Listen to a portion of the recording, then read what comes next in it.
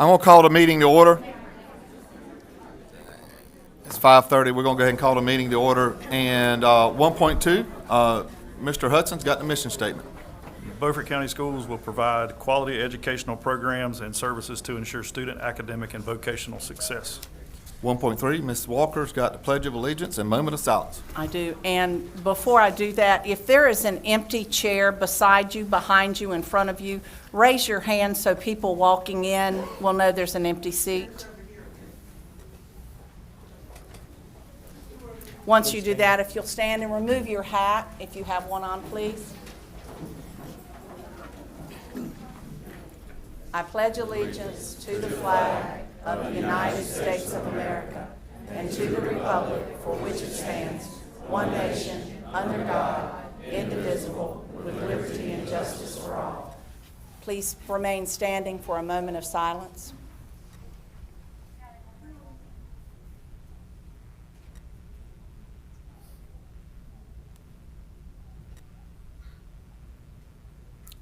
You may be seated.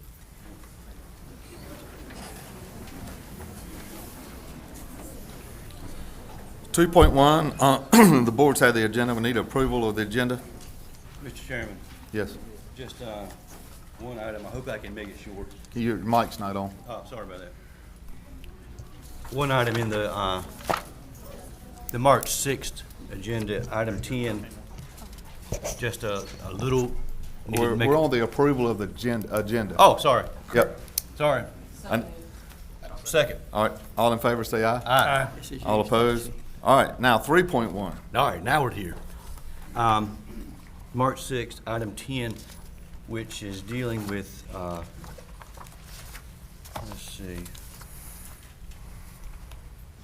concerning the School Health Advisory Council. Not a big deal, it's just a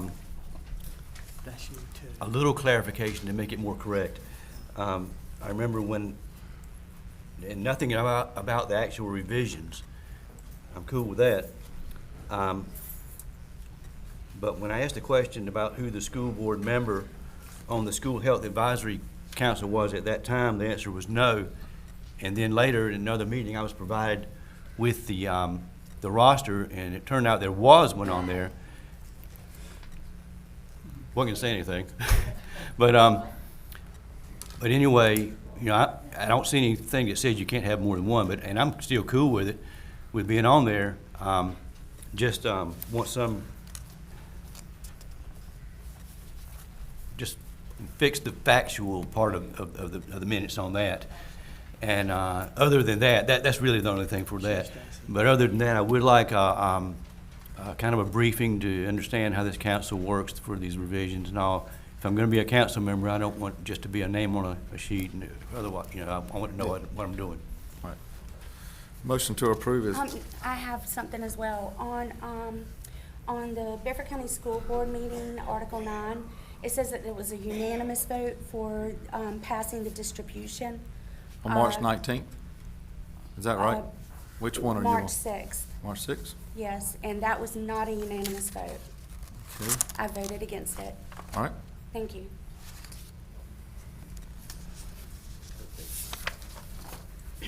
Can I get a motion to approve with the corrections? So moved. Second. All in favor say aye. Aye. All opposed? All right. 4.1, March Character Ed, Director of Student Services, Dr. Tremaine Young, and this month is self-discipline.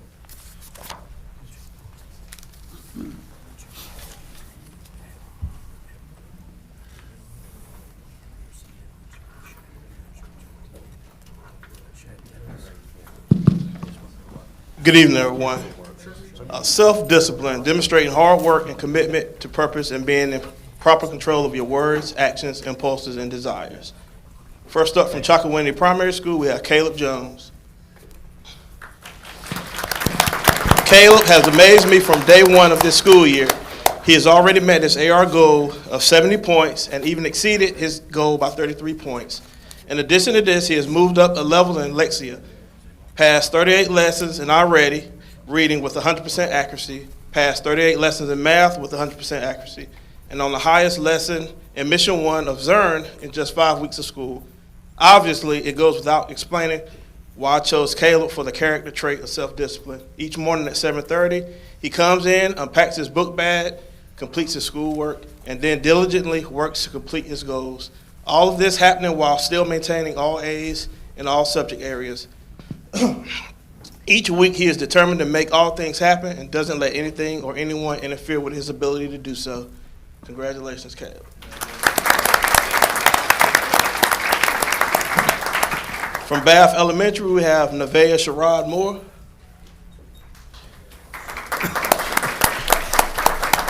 Self-discipline is a challenging trait to exhibit at any age, but especially as a fifth grader.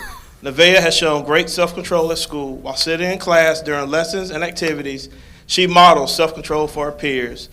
For example, she sits at a table of boys who are quite chatty. She always reminds them to pay attention in her own quiet way without disrupting or tattling. These gentle reminders are usually given after she practiced tuning them out during class time. Nevaeh has a strong desire to learn and to be the best student that she can be. This is evident in the way she practices self-control in the classroom and around the school campus. She values her classmates while she also strives to do what is right, even when no one is looking. It is an honor for the fifth grade team at Bath to nominate her to be recognized for her outstanding practice of self-discipline each day. From Eastern Elementary, we have Turner Overman.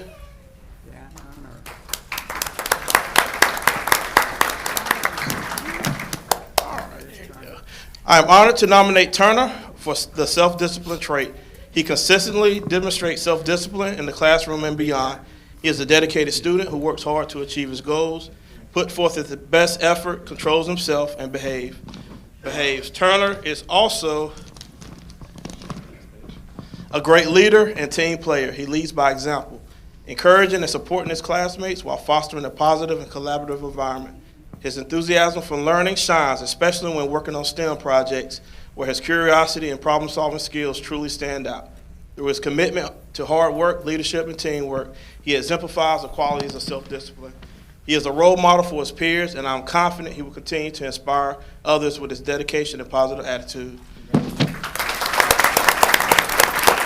From the Early College High School, we have Andrea Afifi.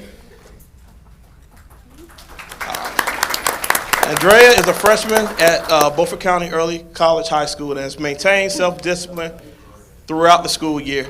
She is determined to achieve success and continues to focus on achieving her goals. Even when she is absent, she sends all of her teachers emails notifying them of her absences and always asks what she can complete at home.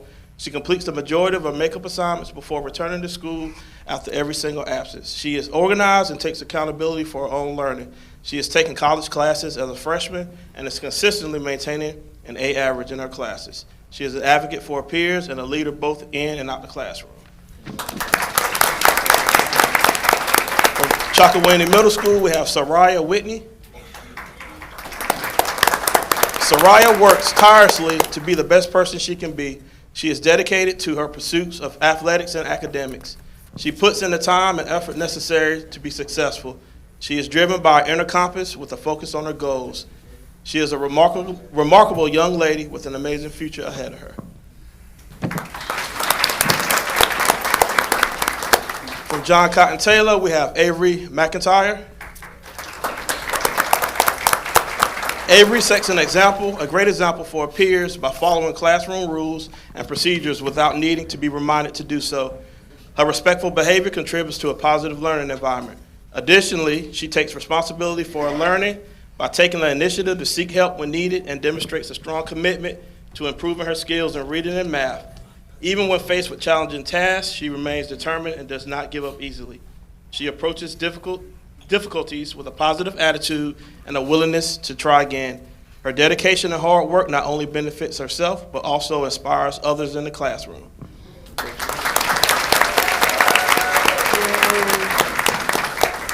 From John Small, we have Dakari Chapman. Dakari, always diligent with completing work and getting work done. He knows the importance of getting his work done and prioritizing work over doing things that are more fun. Even when he would rather be doing other things, he makes sure that his assignments are completed first. He listens in class, volunteers, answers, participates in class, and tries hard to avoid distractions while in class. This school year, he has shown great progress in showing self-discipline with behaviors. If he is frustrated, he thinks before speaking or responding and does not react impulsively. He has consistently shown improvements in his daily habits and decision-making. He has done a great job controlling emotions and using strategies to be the best version of himself or seek assistance if needed. He does a great job making responsible choices, even when nobody is watching. He sets personal goals for himself and wants to do better. If he has not done as well as he had hoped, he would do in a daily performance, both academically and functionally. His progress with self-discipline helps him succeed and sets a great example for his classmates. He is doing a great job. From Northeast Elementary, we have Sophia Bernal. Sophia was selected from amongst her peers because of the independent drive she has for academic excellence, strong social awareness, excellent communication skills, goal-oriented, and results-oriented. She has impressed me as a self-disciplined student because she started a band a year behind her peers and has the self-discipline to work harder than her classmates. She is one of the best students I teach and one of the best young musicians in middle school. She has high academic standards and great communication skills. I have witnessed her peer mentor in helping other students with academic concepts to further their understanding of core concepts. Sophia is the definition of self-discipline and self-determination because she strives to maintain high academic standards by keeping up with deadlines and exceeding expectations in the classroom. I've observed her working on music that is not formally assigned but helped develop key skills to be a better musician. That is the definition of self-discipline in the eyes of a musician. Great job.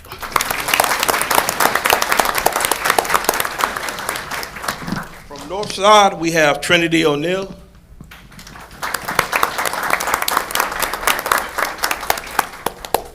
Trinity, she was my old student.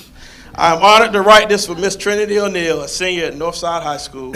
I've had the privilege of knowing Trinity since she was a small child, and throughout the years, she has consistently demonstrated remarkable self-discipline, determination, and a strong work ethic. During her time at Northside, I've observed her excel in multiple areas, both academically and athletically. She has been an active member of our cheerleading team while also competing in soccer and track. Trinity's ability to balance her demanding schedule is truly commendable.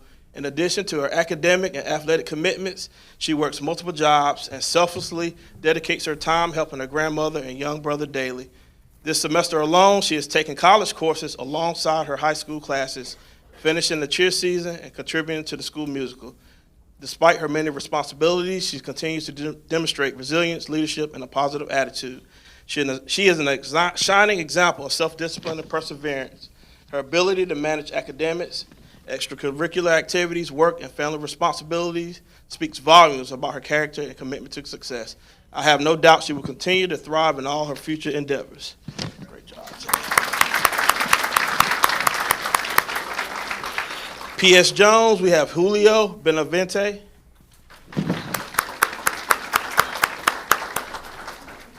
Julio is a quiet and respectful young man who embodies the spirit of hard work and self-discipline. As a member of the honor roll, he has shown an unwavering commitment to his academic pursuits. His ability to manage his time effectively and prioritize his responsibilities has allowed him to excel in his studies. A testament to his resilience and dedication was evident when he faced the unfortunate loss of a close family member shortly after Christmas. During this difficult time, he missed a week of school. Upon his return, he approached his studies with remarkable determination. He worked diligently to make up for the missed assignments and effectively caught up with his classmates. This experience not only highlighted his strong work ethic, but also his ability to persevere in the face of adversity. I believe his character, academic achievements, and commitment to self-discipline will make him an asset to our community. I'm confident that he will continue to excel and contribute positively to any environment he is a part of.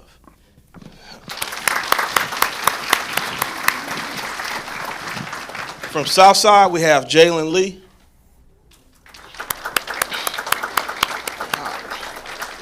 Jalen's self-discipline is evident in his strong work ethic, creative projects such as his beautiful African mask and well-crafted Native American house in world history, and his confident class presentations. He approaches challenges with determination and always brings a positive attitude, uplifting those around him. As a role model to his peers, he leads by example, balancing academics, athletics, and character with grace. So for his commitment to self-discipline every day, I strongly recommend him to represent our school. From SW Snowden, we have Isaiah Bullock.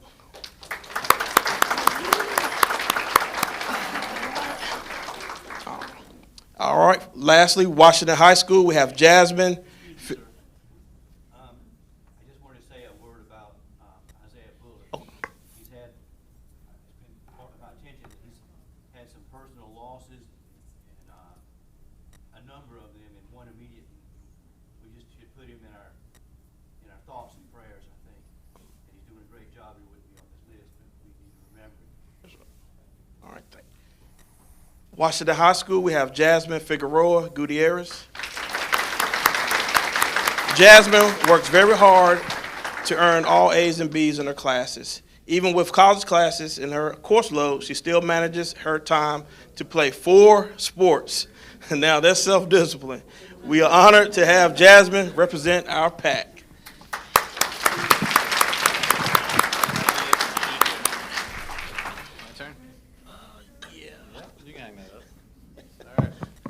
All right, ladies and gentlemen, it's my honor to actually bring attention to Dr. Tremaine Young.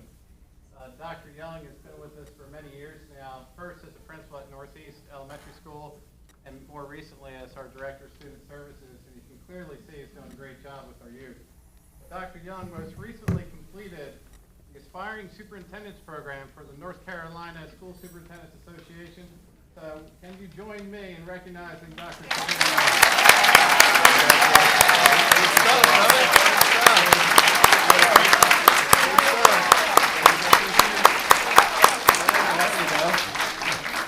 All right, Keith, follow that. Hang on just a second, Keith. I got one more, Keith, while we're in the middle. You stand up there. Come on through with it. So, hot off the press this afternoon, he don't know we're going to do this. So, our own Dr. Cheeseman this afternoon has been named Southeast Regional School System Superintendent of the Year.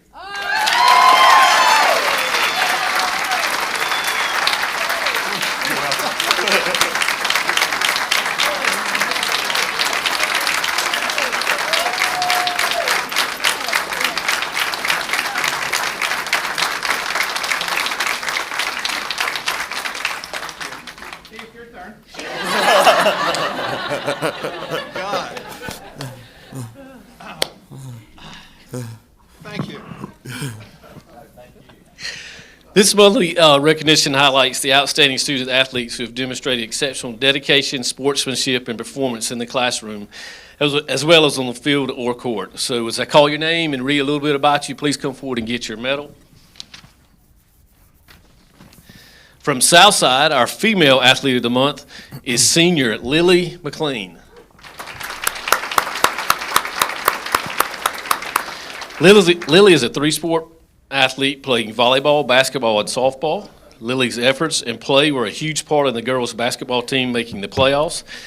In softball, she has hit the ground running. Despite limited practice time because of basketball, Lily has started the softball season by leading the team with 7 hits, including a triple and a grand slam in the first 2 games. Lily leads by example and makes everyone around her better.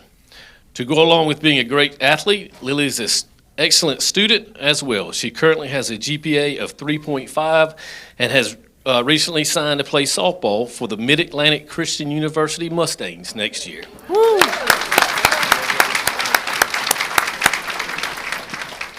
Our male athlete of the month for Southside is Austin Gerard. I don't think he's here. All right. For Northside, our female athlete of the month is sophomore Sophie Berry. I think they are playing in softball tonight, actually, against Pamela. Our male athlete of the month for Northside is junior Malachi Moore.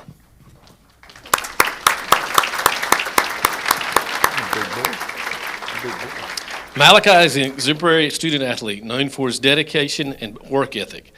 Actively participating in football and basketball, he demonstrates a remarkable commitment to both his athletic and academic pursuits.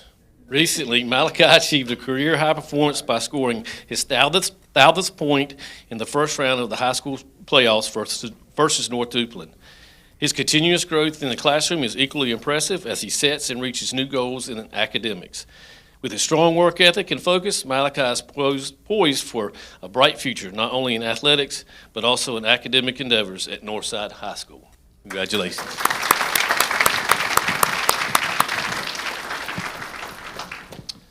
From Washington, our female athlete of the month is sophomore Santi Small.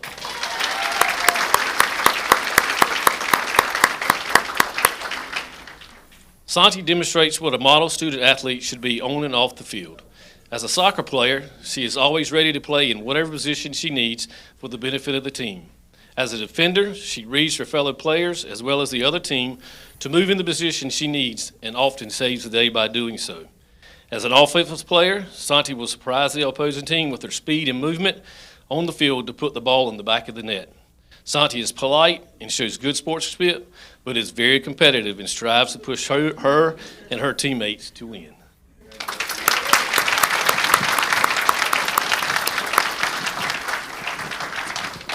And last, the male athlete for Washington is junior Jackson Harding, and they do have a baseball game tonight. Yes, sir. Thank you. Congratulations. Thank you so much. And that ends the public recognition for the night. If any of y'all parents and kids want to sneak out before we go to public comment, that's up to you. You're welcome to stay, or you're welcome to go have dinner. Congratulations to everybody. Yeah. Congratulations.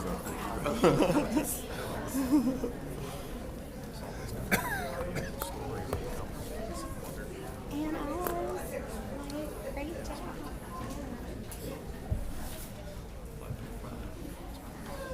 Which part? Well, I see it again. We've had it. So I don't. Yeah, I was wondering that too. The other day, I think he's got 4 years in education. There's no, yeah. No, Truly. I'll reach out to her, but no. It truly is. There's Yeah. no doubt. Yeah, I can do that. Gives us.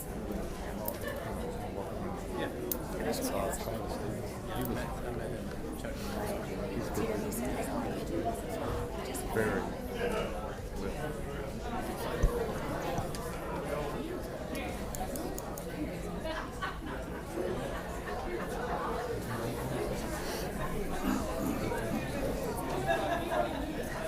I'm just giving them all a little time to get out.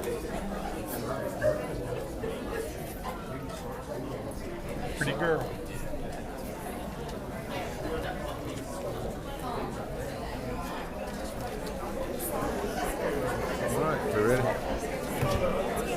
All righty, I think everybody's left and is finding the seat that that we were at. I think, does everybody have a seat now? All righty. We're going to go on with the meeting at 5.1, public comment. We got 4 people that signed up, and Dr. Cheeseman.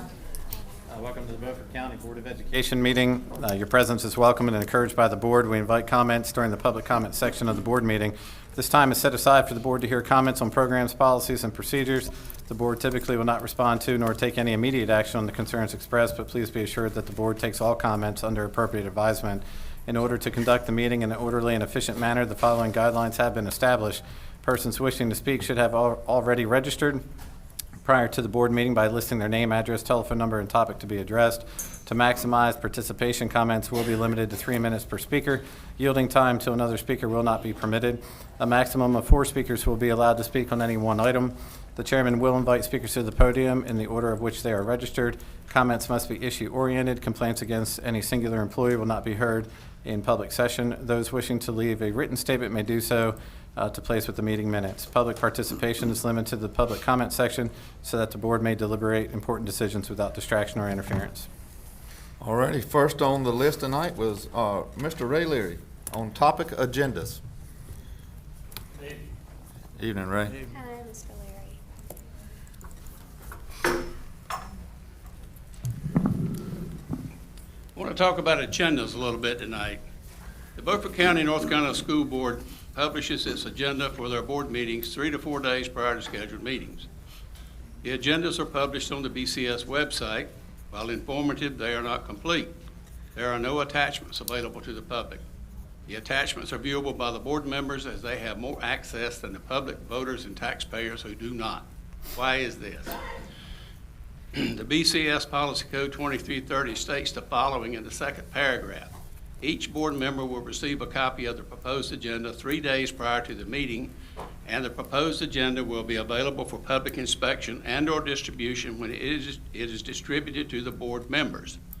This is not entirely complete or accurate.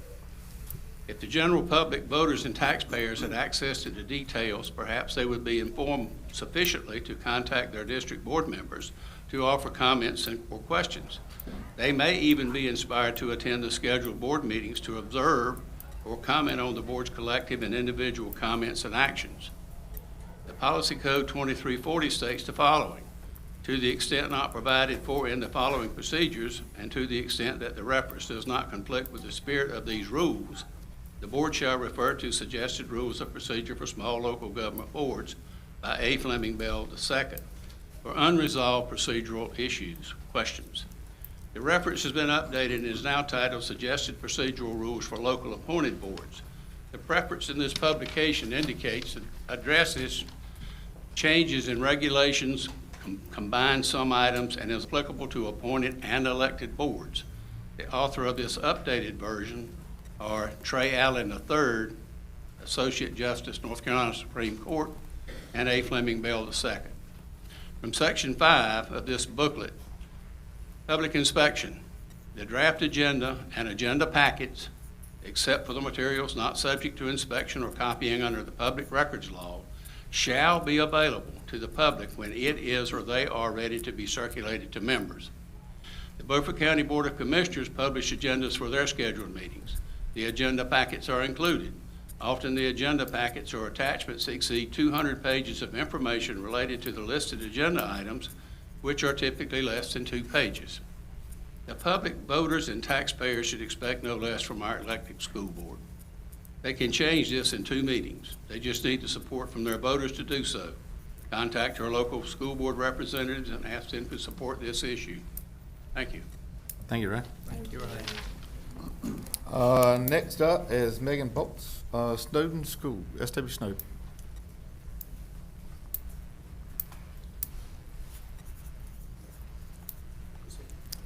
Good evening, Megan. How are you? Doing good. Good evening, members of the board. My name is Megan Boltez, and this is going to be hard. I'm the middle school science teacher at Snowden. And I'm speaking out today to advocate for the children and families of SW Snowden. I understand that the board is making tough decisions, and I respect the challenges of managing the county's budget. However, I would like to respectfully raise a point for consideration regarding the distance that the board members are expressing concerns about, because it highlights a critical issue that impacts our students every day. If the distance is too far for board members to travel to tour classrooms and speak to the school community, then surely it is too far to ask our children to travel daily. Bus rides for rural students are not just a simple inconvenience. They are long, exhausting, and have real impact on the physical and mental well-being of our kids. Longer bus rides reduce the time available for homework, extracurricular activities, and family time, and will have increased stress levels for our children. We know that small rural schools like ours provide a unique and important environment. They foster strong relationships between students, teachers, and the community, and often result in better academic outcomes because students have more individualized attention and support. Research shows that children in small schools tend to have higher attendance, better behavior, and greater community engagement. Closing our schools and busing children further will not only strip them of these benefits, but will also create a burden on families who already face many challenges. The emotional toll, the added time on buses, and the potential for decreased academic success should not be underestimated. I ask you that you reconsider the impact of this decision on the children of SW Snowden. These kids are the future of their community, and they deserve the opportunity to learn and grow in an environment that is close to their home, where they feel safe, supported, and valued. Thank you. Thank you, Megan.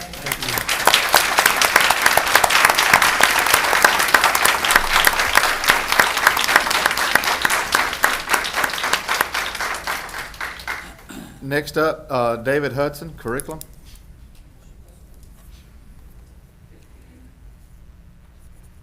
Hi, David.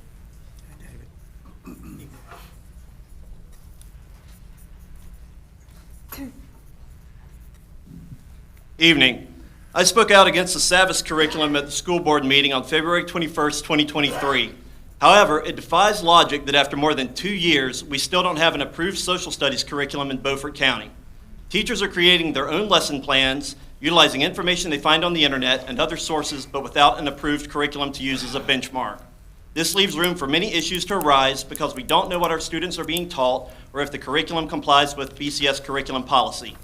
One case in point, one of my children was being taught a lesson where the information being taught in class was wrong. They spoke up in class to the teacher that what was being taught was incorrect.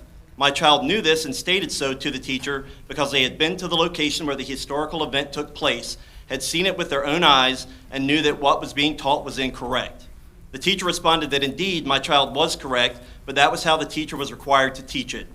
So that makes me wonder what is being taught and why is there still no approved curriculum. Apparently, the decision was made to table the adoption of the Savas curriculum for a later date.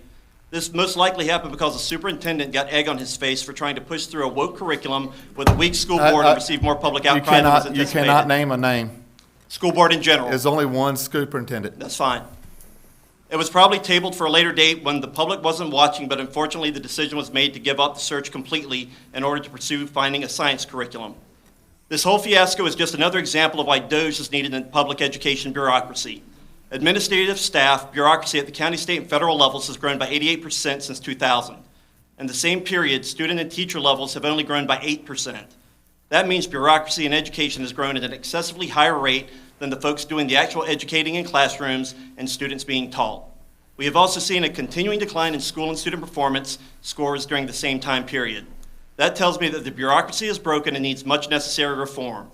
The issues with our county curriculum selection process are a perfect case in point. If the Beaufort County administrative staff is incapable of choosing more than one curriculum at a time, what are you actually doing? It appears to me that most of the public that the bureaucrats at the county level, this week's school board, are incompetent at best, or at worst, don't actually care about the education our children receive.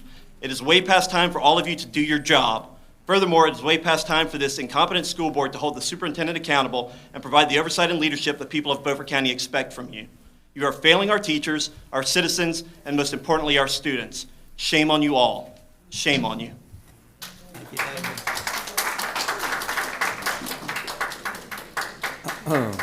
Next one up is Bradley Cannon on SW Snowden.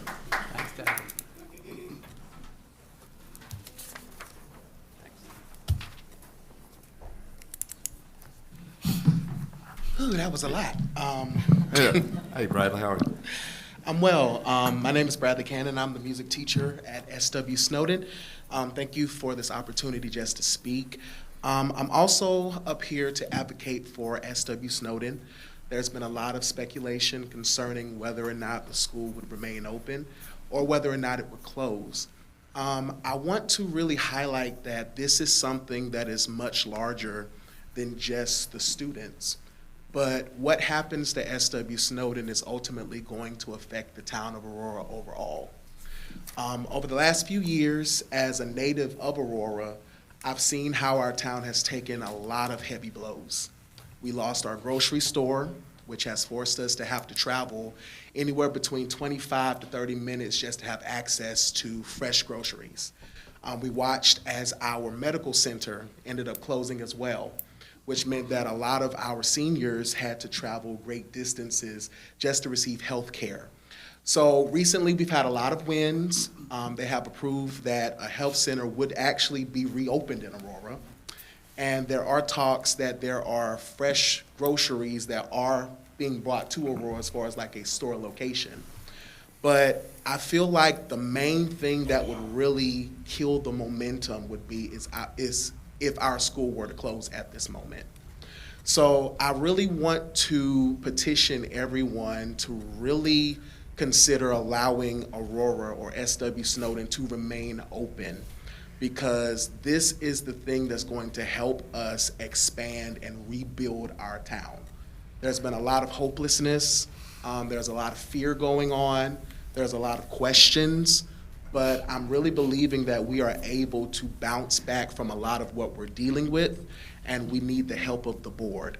So we're trusting your wisdom, we're looking to you for your leadership, and we're just asking that you would consider allowing Snowden to stay open. Thank you. Thank you, President.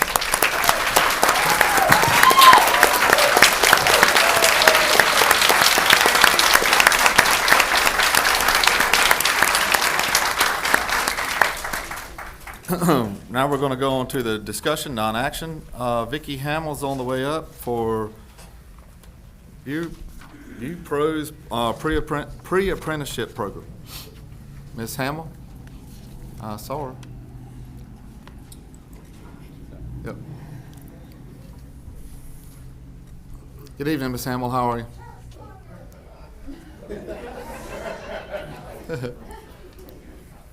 Good evening. I brought a friend with me tonight. He's a good friend to have around. Yeah, and we have some really great news to share with you. Let's see, about a year ago, I had a member of the community contact me and say, hey, there's this wonderful thing happening in Pitt County schools called Tradesformers.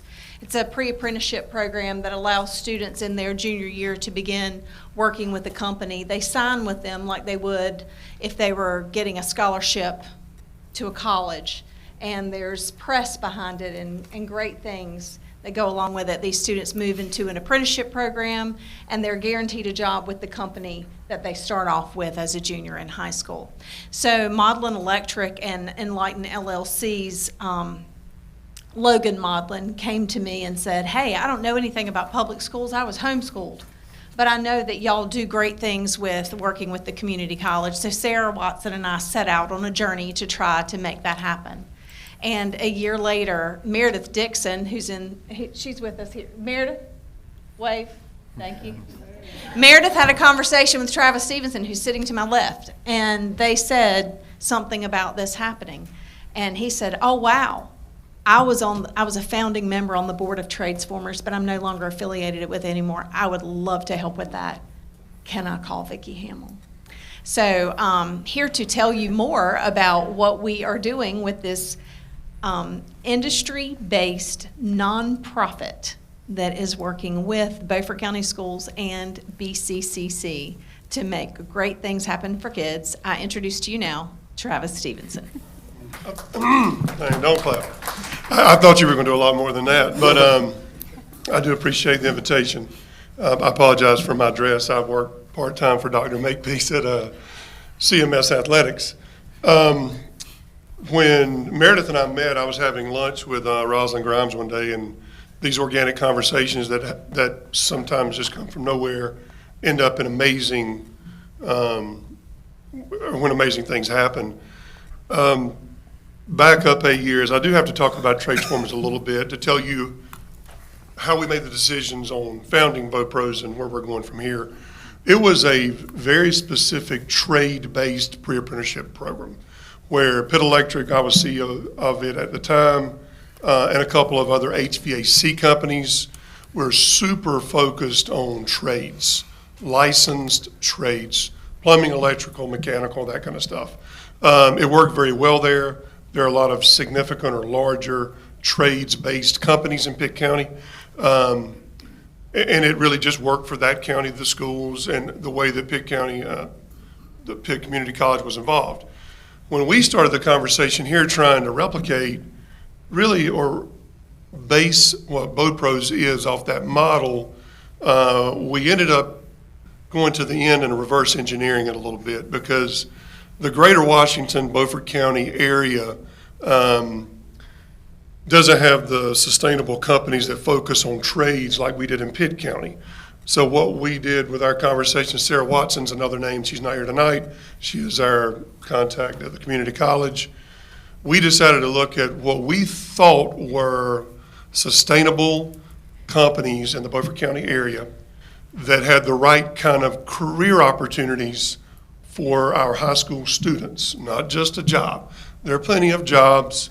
We hope they get filled, for the companies that need to hire people here. But we wanted sustainable companies with career opportunities for our high school kids. So we started with the companies and came out with a hit list of 12 to 15 companies. And then we sat down with Sarah and said, what certification programs do you currently offer at the community college that pair with these industry partners, whether it's welding, CNC machining, process manufacturing, boat building. So we took the list of companies and we took the list of certification programs and just drew simple lines.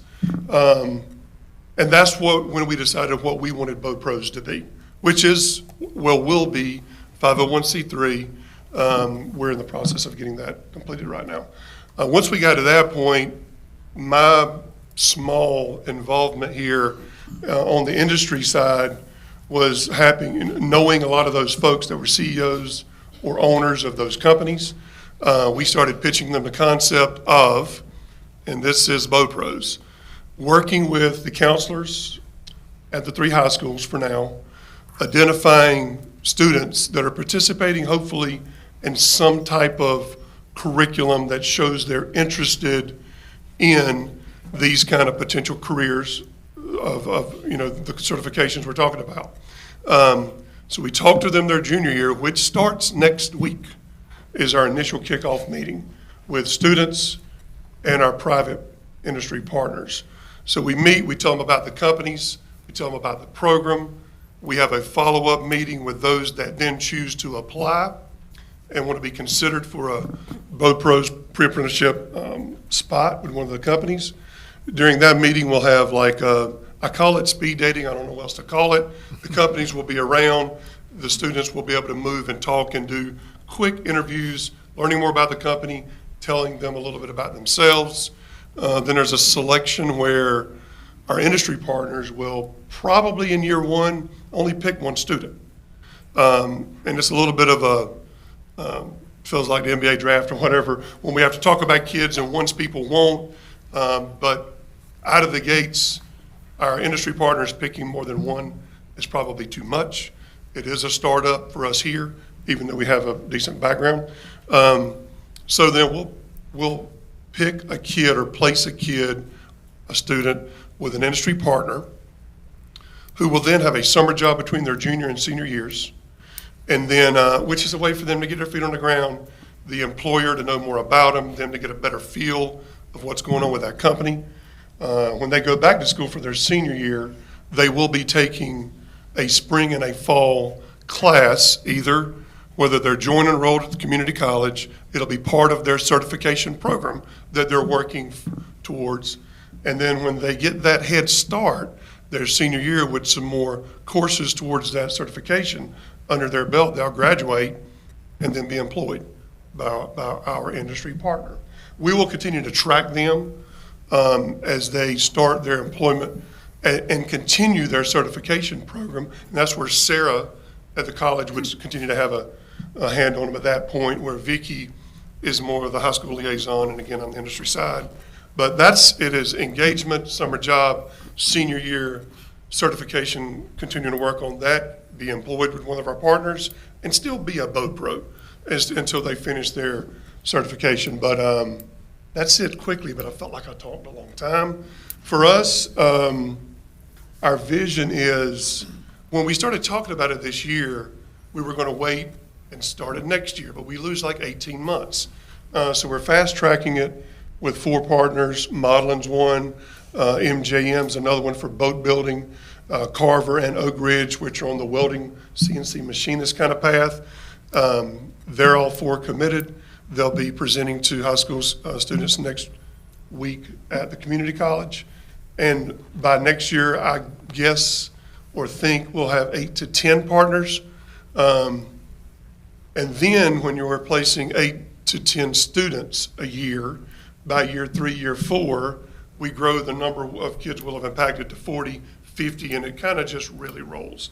At this point, Trades Formers in Pitt County has had probably 120 to 130 students pass through the program. A lot of them are gainfully employed with partners. And when I say gainfully, I'll give you an example of, we took 2 students from Connolly, I think it was, 8 years ago. And they came into an electrical company, strapped on tools, went in the field and worked electrical work. Continuing to take classes at Pitt Community College, and 7, 8 years later, one is a project manager, one is an estimator, and not to hurt anybody's feelings, those positions pay $70,000 to $110,000 in the electrical field. And there are other opportunities similar for welders, machinists, those kind of things. We want to do a better job of not only making sure they're aware of the jobs here, so they don't have to go to Greenville or leave our county to have a great career, and then lay out a path that makes it really easy for them to start while they're in high school and work straight into a sustainable career with a sustainable Beaufort County company. I'll follow that up with a little bit of information about how our startup funds came to be. Beaufort County Economic Development was given a grant and had some monies they needed to expend, so they've given us $1,500 to get started with our marketing. We have employed our former PIO, Kristen Riddle, to do some of our marketing for us and take care of all of our social media and billboards to get the word out. We'll spend some of the money also on merchandise for the students. We'll get one of those big things that they can stand in front of to take their pictures that says BoPros with the logo on it. But we're branding this as something that students can buy into as a membership. You are a BoPro. We're holding you to a higher standard. We are giving you an opportunity. You're signing on for something important. You're signing on for something to help you be successful, and that's really powerful. Our morning Rotary, thank you. Where is she? Alicia Vosberg. They have also agreed to sponsor BoPros for $500 a year. And all of the partners that we have that have spoken of will give a minimum of $500 per year to pay for any of the marketing, any of the expenses. And once again, this will be a 501c3 nonprofit that is not associated with Beaufort County Schools. It's just working in cooperation with Beaufort County Schools. So I wanted to make sure that we were very transparent about funding and make sure that we were very transparent about how we're working with students and what we're doing, because I know you're going to hear about this. It was important to come to you tonight and give you some information. And that wraps up what we have to say. I'm going to pass out a little information sheet as you're calling up the next person. Vicki? Yes, sir. Well, the students that are working on these certifications, will they get their training through the CTE program, or will it be through the community college? Some of the training will be through CTE, and some of it will be through the community college. It depends on what level they're going to. We have levels 1 and 2 of welding in the schools, but we do not have the advanced welding that they may need. We don't weld stainless steel at Beaufort County Schools, but we will be doing so, or they may be doing so in the business that they're going to work for. So that will require additional classes at the community college. And we hope that each and every one of the students that are involved in this program will also take the time to complete an associate's degree so that they have even more opportunity to be successful. And if they choose to do so while they're still employed by their employer, those costs of education will be covered by the North Carolina Apprenticeship Program and the businesses that they work for. It's a win-win for Beaufort County, for the businesses. And thank you for Travis and Vicki for helping spearhead this up, because we're keeping them here and employed. Absolutely. That's our goal. Thank you. Thank you for what you're doing.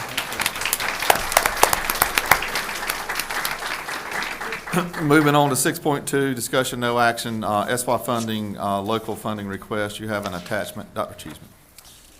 Board, this is the document in the format that we presented to you before. This is just to bring it back to your attention. May 20th is the actual commissioner budget meeting for everyone in attendance to know. And we've left it as 4 columns for you to make decisions around whether you just want to keep it 4 columns or in fact give it to your county commissioners as 1 column.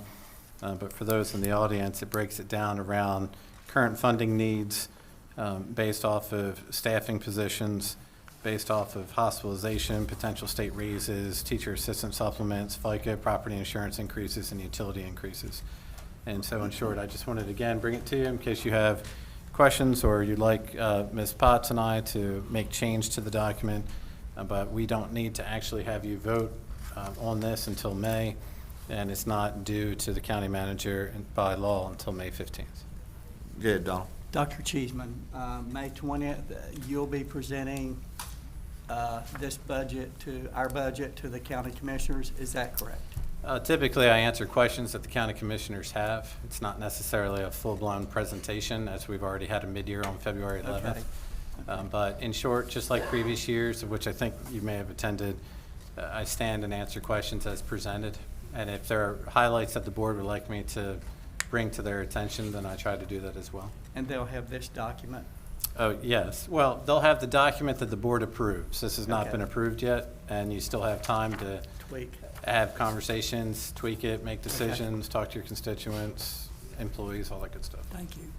Anybody else got any questions? Thank you. All right, moving on down the agenda.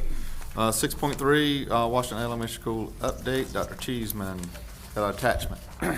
Real fast, on the far wall underneath the television, we've updated one of our site-based photos, and you're welcome to take a look at that before you leave today and or in the future, as it will hang there. And you'll see the red markings are the timeline that WIMCO and Height Associates believe that in or around that time, those specific areas of school construction should be happening.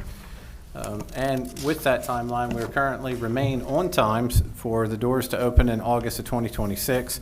So we're very excited about that. The handout board that you have in front of you is the required annual report by General Statute 115C-546.14 that says on or before April 1st of each year that a needs-based public school capital fund grant recipient shall submit to the state an annual report for the preceding year, which we have done that. You'll see the signatures of your board chair and your county commissioner chair. And we have, according to Ms. Potts, have received notification that the state has received it and has accepted it as presented. So the purpose of me bringing it to your attention is just to check off the fact that it's been done by April 1st. Thank you. Anybody got any questions of the school? All right, moving on down. 6.4, Policy 3100, curriculum adoption timeline is asked to bring back to this meeting. And we got Chief Academic Officer Dr. Norris Parker and crew, or just you? Oh, to be a crew. Okay, good. Board, you have the policy that we've all read multiple times. Good evening. As Chairman Allen just mentioned, we are bringing a series of proposed curriculum adoption timelines to your attention. As a part of this process, I have one of my team members here, Mrs. Amanda Atwell-Peters, as well as 2 of our esteemed principals, Dr. Kelly Makepeace and Mrs. Alicia Fosberg. In the process of creating these timelines, several staff members, including several principals, were consulted.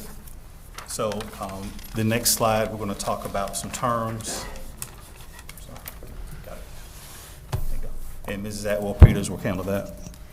Okay, good evening. Dr. Parker is going to go through the curriculum adoption timeline with you.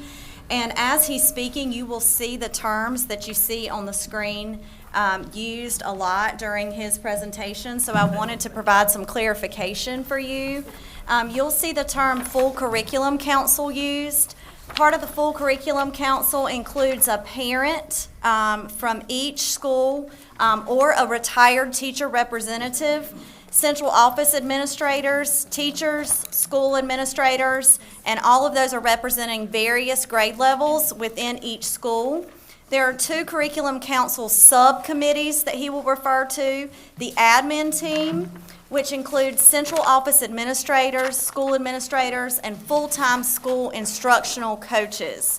Our leadership team, as a part of the Curriculum Council, is determined by the principal of the school building, and we have equal representation from each school.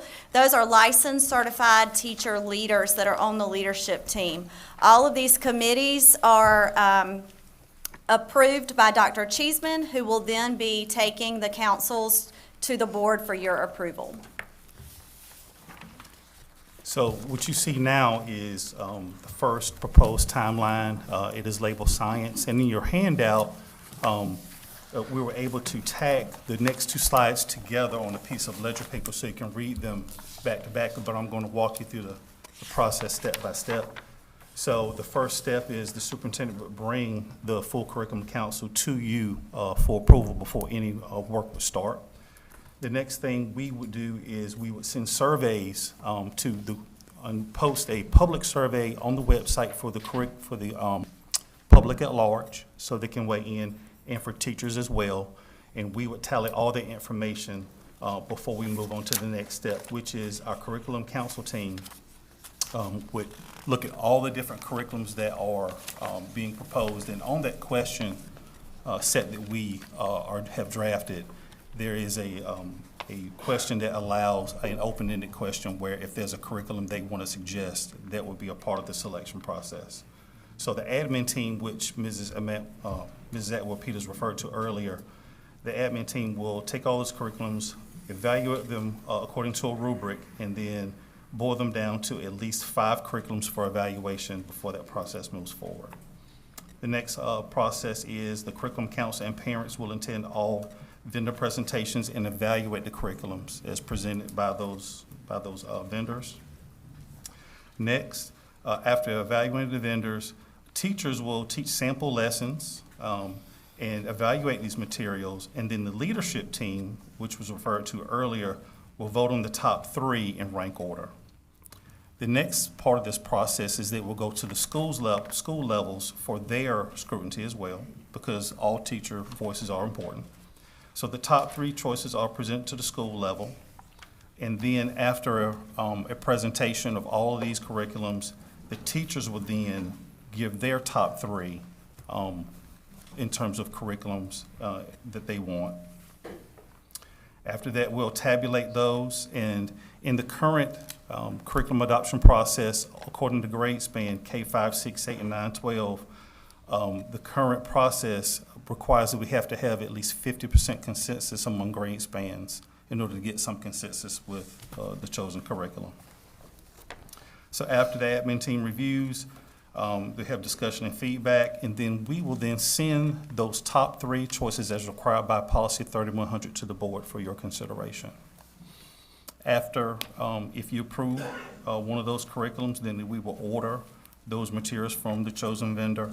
We would begin the teacher professional development process, and then we would start later on in the school year, of course, when new teachers arrive or hired, their professional development process, and continue to train, of course, on this chosen curriculum throughout the year.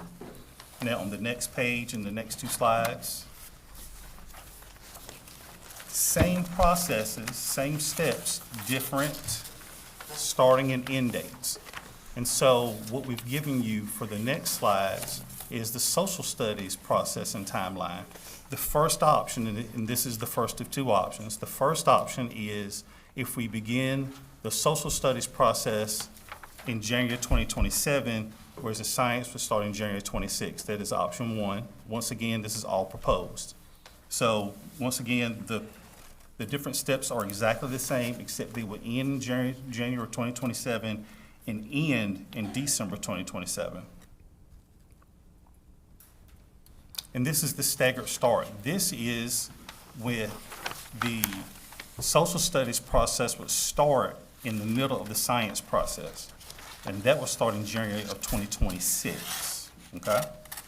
So once again, the steps are identical. The science would start on 2025, and then it would start in 2026. Okay? And then this is an overlap slide that basically kind of gives a pictorial story of how each curriculum would overlap in terms of beginning and end times. And in your handout, we've actually able to stack comparisons between doing a consecutive curriculum adoption process with science and social studies, and then doing a concurrent one with science and social studies.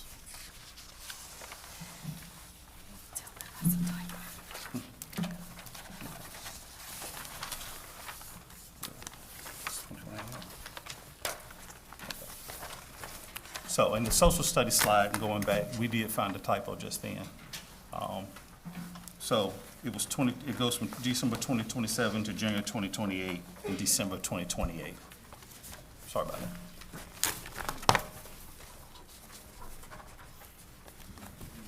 You have any questions? This is on the second page, Yes, sir. So if you look at the second page. 2028. Yes, sir. Okay. Could I ask a Okay, question? you got four done. Okay.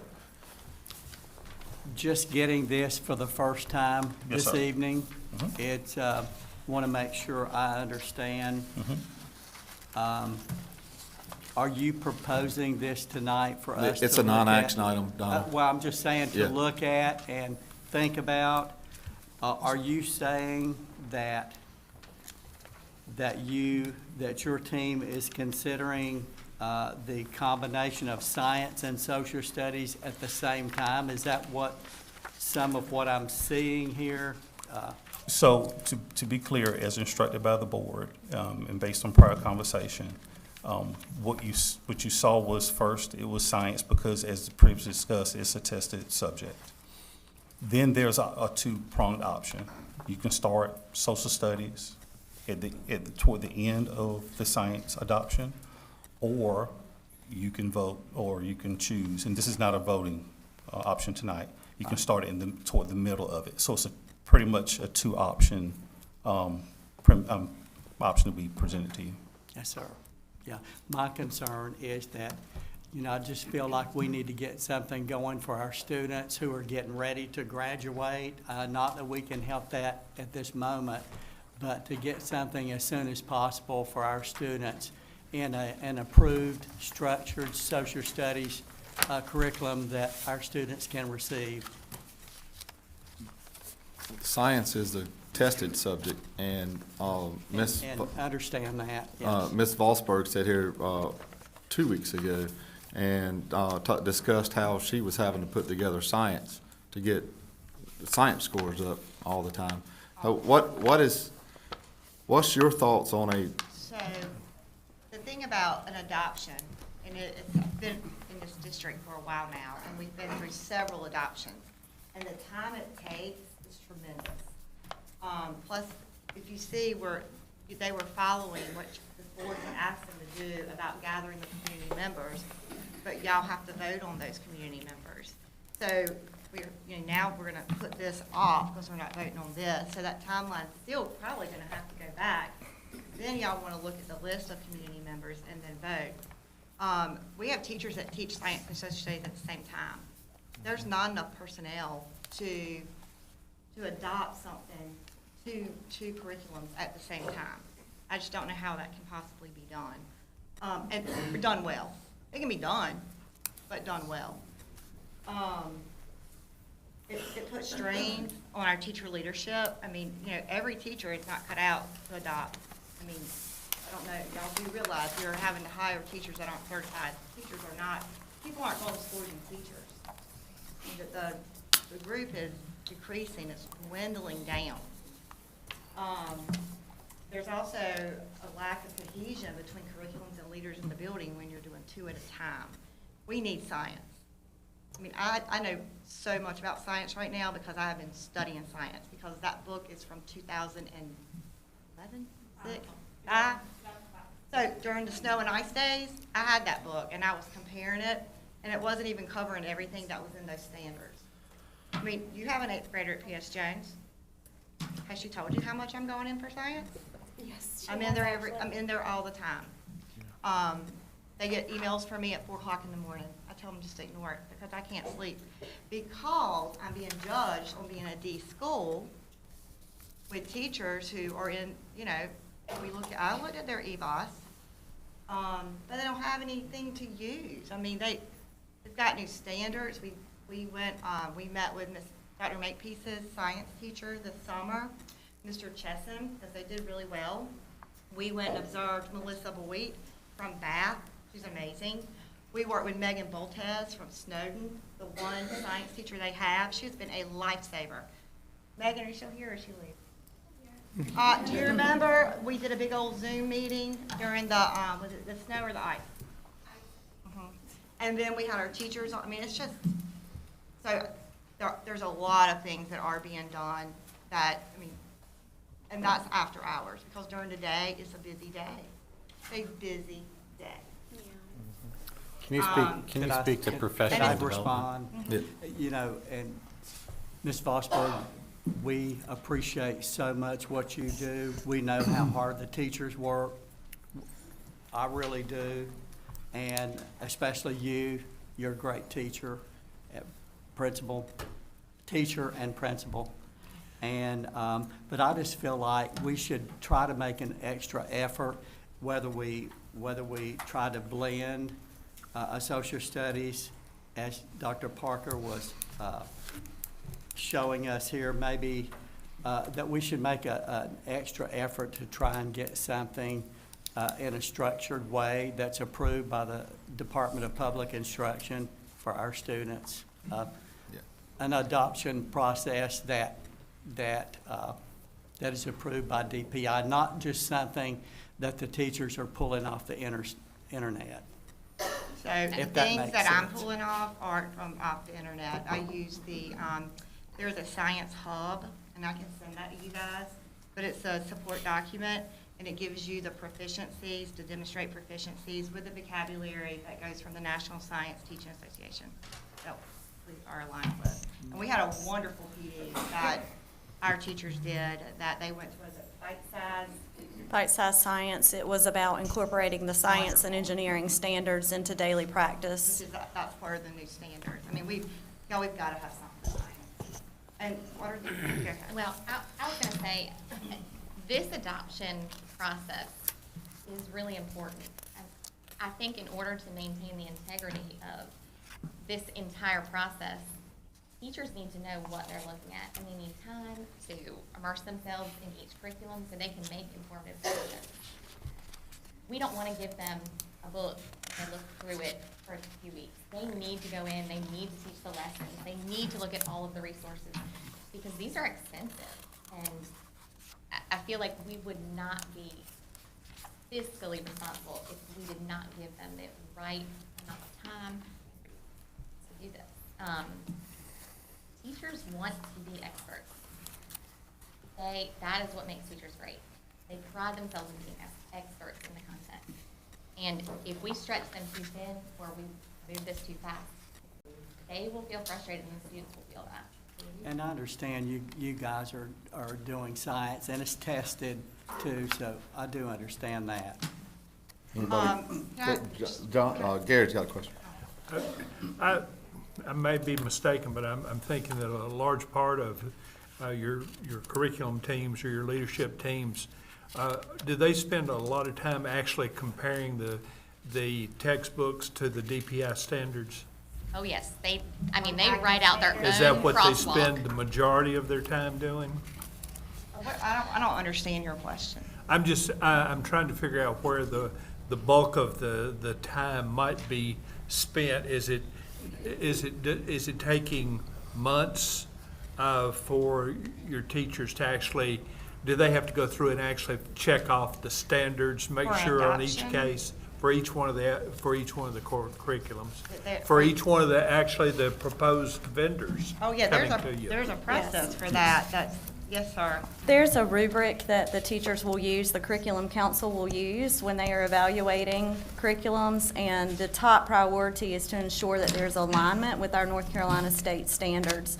So you have to go through those curriculums, with a fine-tooth comb to make sure that it does. Additionally, In order to effectively implement a curriculum, it takes about 4 to 6 months of front-loading professional development ahead of time before the actual school year starts. And then you're talking an entire school year. Year one is an entire year of professional development too. So that may explain that may help you understand why it would be very difficult to do two at the same time. When you have teachers that are teaching science and teachers that are teaching social studies at the same time, the amount of days that it would probably increase the amount of days that they would have to be taken out of the classroom and away from their students. It would double that, which is not in the best interest of kids. And additionally, if they're trying to learn two at the same time, it would be very difficult for them to effectively evaluate and implement and be able to provide feedback on two curriculums at the same time. And we want to make sure that we do, it's not impossible, but in order to do it well, there probably needs to be some time in between the implementation of one and the implementation of another, especially for elementary and middle school aged children, teachers. And Excuse me. sometimes. Oh, Gary had it first. Okay. I know that probably we've taken a look, spent a lot of time, different people, looking at social studies, just for example. I'm going to just use that as an example. And DPI has a list of I guess, I don't know if it's the publishers or something, the books approved curriculums that are from DPI. pre-approved. And I'm not taking anything away from the time needed to get familiar and all that. But I'm looking at it from standpoint, I don't want to stretch this out too far. We've got books that you said that we're using that are 20 years old. And so I don't want to stretch this out too long, but by using some of the pre-approved vendors or looking at people like that, do you think there's any way to draw that process in? So that's a question that you would need to ask them, but I do have 2 examples I want to share. I do a mid-year pulse check every mid-year, like right after Christmas. And on my pulse check, I always make it open-ended because I can't stand a survey where you just get the mark, partial, in place, not in place. That's just a joke of a survey in my opinion. So it's either in place or it's not, and then I want feedback, and that's required. And one of the feedback items was having, it wasn't because of adopting social studies or science, it was just of having programs. It would be nice to be able to explore the programs before using the program, so you're comfortable. That's one example. The second example, and I think Lauren Johnson's here and Lynn Whittington, is Catherine Davis still here?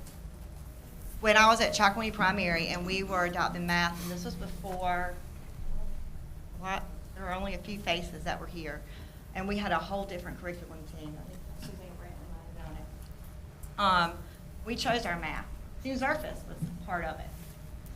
And we used that math program. I got really tight with that math lady that we wanted her program, and she gave us access to everything. And we used that for 9 weeks before we made any kind of decisions. Correct? That allows you to look at the resources that the company provides. Yeah, it allows you to explore, and I mean, you get a lot of materials when you adopt something. You don't just get one textbook anymore. And the pieces that are in each program are endless. There's parent portals, student portals. You got to teach the students how to log in. There's ESL materials. There's all differentiated instruction for higher students, for lower students. Then there's usually texts and sometimes you don't buy all the things that come with it, too. The assessment piece, it's all different, but it is so critical to launch a new initiative correctly. Carolyn, I think Donald was Because next. if you don't, Donald was next, and then Carolyn, then I'll get you. Go. Questions for Dr. Parker. Yes, sir. Dr. Parker, sir. How long, when you brought Savas to us, how long was that adoption process that you went through So if- before you brought that to us? How long was that period? So when I joined Beaufort County Schools in the summer of 2022, that process was well underway. So it And was so- already underway? Yes, sir. I got it. 12 months. Yeah, 12. Okay. It went from January to December, and I asked the board to wait until the new board members came on, and then we presented it to you in January. So it was 12 months of all the work that they did. And the design is, after the board makes a decision, is then to purchase and have 6 months between actually receiving that purchase, but also to be able to have our professional educators use it, be trained in it, become familiar with it. And a lot of that is, during their off hours and potentially even in the summer, and try to pay them in the summer to be able to do some of that work. That's why the timeline is pretty long. It's the intensity after the adoption of still working a full-time job and then working on an adoption for a curriculum that's coming in the future. So 12 months. Ms. Walker. Not to mention budgetary. Ms. Walker is next. I don't have a question. I just have a comment. We have a lot of principals and assistant principals and teachers in this room, and I think there comes a time when we have to put our trust in you. You're in the trenches every day with your students. You know what's working and what isn't. Now, we have to offer guidance. That's our job. But ultimately, I am not a principal, nor am I a teacher. And the last thing I would want to do would be I am from a family of teachers. And I've been told many, many times that it's nearly impossible to adopt and learn 2 curriculums if you are a dual teacher. If you teach music and math, if you teach science and art, if you teach English and social studies. Am I right? Yeah. You cannot put but so much on a teacher and expect the outcome that everybody in this room wants to see. And when you don't get that outcome, whose fault is it? Oh, we're going to put it on the teacher or on the principal. Not on those of us that expected them to work 12 hours a day at the school and then at home and on a committee. So I want us to just be very aware of what our expectations are, but let's be fair to these teachers that are doing this every day, to the principals that are leading the building, and I appreciate everything y'all are doing. I truly do, and I know it's hard. And I think the other piece is when teachers, when they don't feel prepared to teach a lesson, the students know it, they feel it, and Of course they do. end up being the ones impacted. Our students are so much smarter than we give them credit for. They know when you're having a bad day. They know when you're frustrated. Likewise, you know when they're frustrated. So there's some of that we can eliminate just by taking the proper steps and doing it the right way. Daniel. Just, can I just interject one thing? Dr. Sorry. Parker, I want to say thank you to yourself and your team for preparing this and bringing it to us. I actually asked you if this could be done at the same time, and your response was, sir, anything is possible. Since that conversation, I have talked with some educators. I'm not in a classroom every day, and to kind of go on what Ms. Walker said, she stole my thunder a little bit, but there is a tremendous amount that goes on in the classroom, and I have asked some of these educators about the possibility of adopting 2 curriculums at the same time, simultaneously. As you stated tonight, science, social studies goes hand in hand in a lot of our classrooms. And I think it's important that we all need to remember, as Ms. Vosberg alluded to, she's being judged based on the performance of her school. Well, the teaching must go on, regardless of what this board says. We want 2 curriculum adoption processes going on at the same time. But at the end of the day, that end result is what our students really get out of that teaching from that educator. You're asking these educators to take this adoption process on, to continue to teach in the classroom, and contrary to what some believe, our educators do work. They are tremendously busy in the classroom. So I appreciate what you guys have done. You've actually made this very clear, and I understand now where this process would be tremendously hard to adopt 2 at the same time. Mr. Williams is next. Sure, just want to say this, because I've had discussions with administrators and teachers too. Believe it or not, I actually go in schools. And Carolyn, to build off of something you said, but take a different twist to it, when you were saying our students are smarter than we give them credit for, I want everybody out there to hear this. Our teachers are also smarter than some people give them credit for. Absolutely. Our teachers are trained to know what the North Carolina standards are. They know what they are because they went to school. They're trained to know what they are. So I'm backing up. We can take the discussion forward about one curriculum, two. That's for later, as far as I'm concerned. I'm talking about what's going on, on today. Lessons that are being pulled by our teachers today meet North Carolina standards. They know what to pull. So saying that we don't know what is being taught in our classrooms is completely inaccurate. You two are some of our top administrators too. Do you not know what's being taught in your school? No. Exactly. That's the point I'm making. I'm sure our administrators know what is being taught in the schools, so we can move forward these discussions, but hear it very clear. I, for one board member, know that our teachers are smart enough to know what to teach. Okay? I didn't go to school to be a teacher. I'm in marketing. You teach, I'll sell it. Okay? We'll do it that way. Gary. Terry, I don't know that I completely agree with That's everything okay. you're saying. I don't agree And with most things anyway. We have that I don't occasionally. But What part don't you agree with? okay, hold on. Where most people think about these curriculum selections as getting new textbooks and up-to-date textbooks and what's covered in the material and the resources that are available. But we also know that the teachers out there are going to be pulling from whatever resource they can, supplemental material to assist them and to add to and to emphasize certain things. And if we think that it's just as simple as getting new textbooks, it's not. But it's also not, it's also a monumental task. I know you say you know what is being taught in your schools, but if you've got 12 teachers in science and social studies in your school teaching, and each one of them might be pulling supplemental material from different locations, are you sure you know what is being taught? I can answer that. So yes, because they do common planning and they have to turn in their plans. So, and then we go in their classrooms and their objectives and their action statements have to be on the board, and pretty much you come and we can walk and you're gonna see the same thing in their rooms. It's Correct. not. It's going to be. And I will tell you this too, our teachers are very collaborative across the district. And so, our social studies teachers, they're talking to each other if they can't find a material or a resource that they feel is right for the students. They follow the standards. We go to different schools and we observe teachers and we just pull from each other's So, lessons. Ms. Fosper, how many science and I have, and okay, social- so it's really odd there. So there's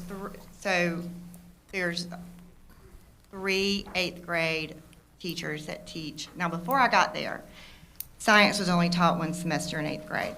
Hence, look at the scores. So last year, we moved and did something a little different and gave them an extra 9 weeks. I didn't get the outcome I wanted to get. So this year, we had our 3 social studies teachers plan the lessons for 8th grade so they could focus on science because science is tested. And that's how we've been doing it. So- And then we give them they didn't have to worry about the planning of it. Donald Alligood is an amazing social studies teacher. Elizabeth Bennett came back from retirement, and then we have a young man, Zachary Tomlinson, that we got from Pennsylvania. So he's a beginning teacher, so he has to have a lot of support. But Mr. Alligood got with our instructional coach, Shannon Kane, and they planned what 8th grade social studies would teach to help them so we could focus on science. And I'm having to be very hands-on with science because we need to move the needle. And now this year, we're teaching it for a year with the social studies combined. And then I use my 3 social studies teachers and so see, you had 3 6th grade teachers, right? And they were teaching science and social studies up until this year. And at this year, what we did was we took our social studies teachers, and they teach 6th grade social studies and 7th grade social studies. And then I took those 6th grade teachers who can only teach up to 6th grade because they're K-6, so they can't teach beyond 6th grade because they don't have the license for that. And Mr. Dunn can tell you more about that. I try to be very knowledgeable in that area. They teach the science for 6th and 7th grade.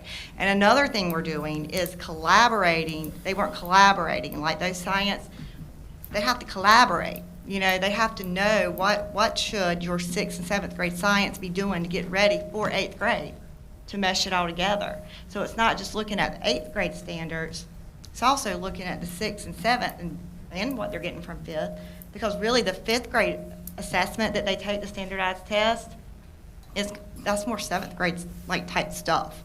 So you really, I mean, it's not just cut and dry, but we got to get the scores up. I mean, the pressure's on. We feel it. But your teachers do know what each other are doing. I mean, Absolutely. I know that. I'm looking at several principals here I know have grade level planning every week. They're not going on Google and pulling down what's coming up. Oh, gosh, no. But just to respond back to Gary for a second, I mean, I understood what you're saying, and maybe you misunderstood me. I said that all of our teachers know the standards, and they know how to get to the standards. You and I may go to Greenville. I may take Highway 33. You take 264. We both get to Greenville. And the teachers know what the standards are to teach. And I know I'm looking at, I can't see everybody out there because you're behind each other, but I'm looking at 3 or 4 principals that I would bet my life knows what's going on in their schools. And the rest of you do too, I just can't see. They know what's being taught in the schools. But I'm not saying we don't need to go with a formal curriculum. It's just going to take a while. But I just wanted everybody to understand, until that 12-month process ends, we're not just throwing students away because people don't know what they're doing. These teachers know exactly what they're doing. Well, and one other thing, as the second year in a middle school, I mean, I was at a learning curve. Learning their curriculum.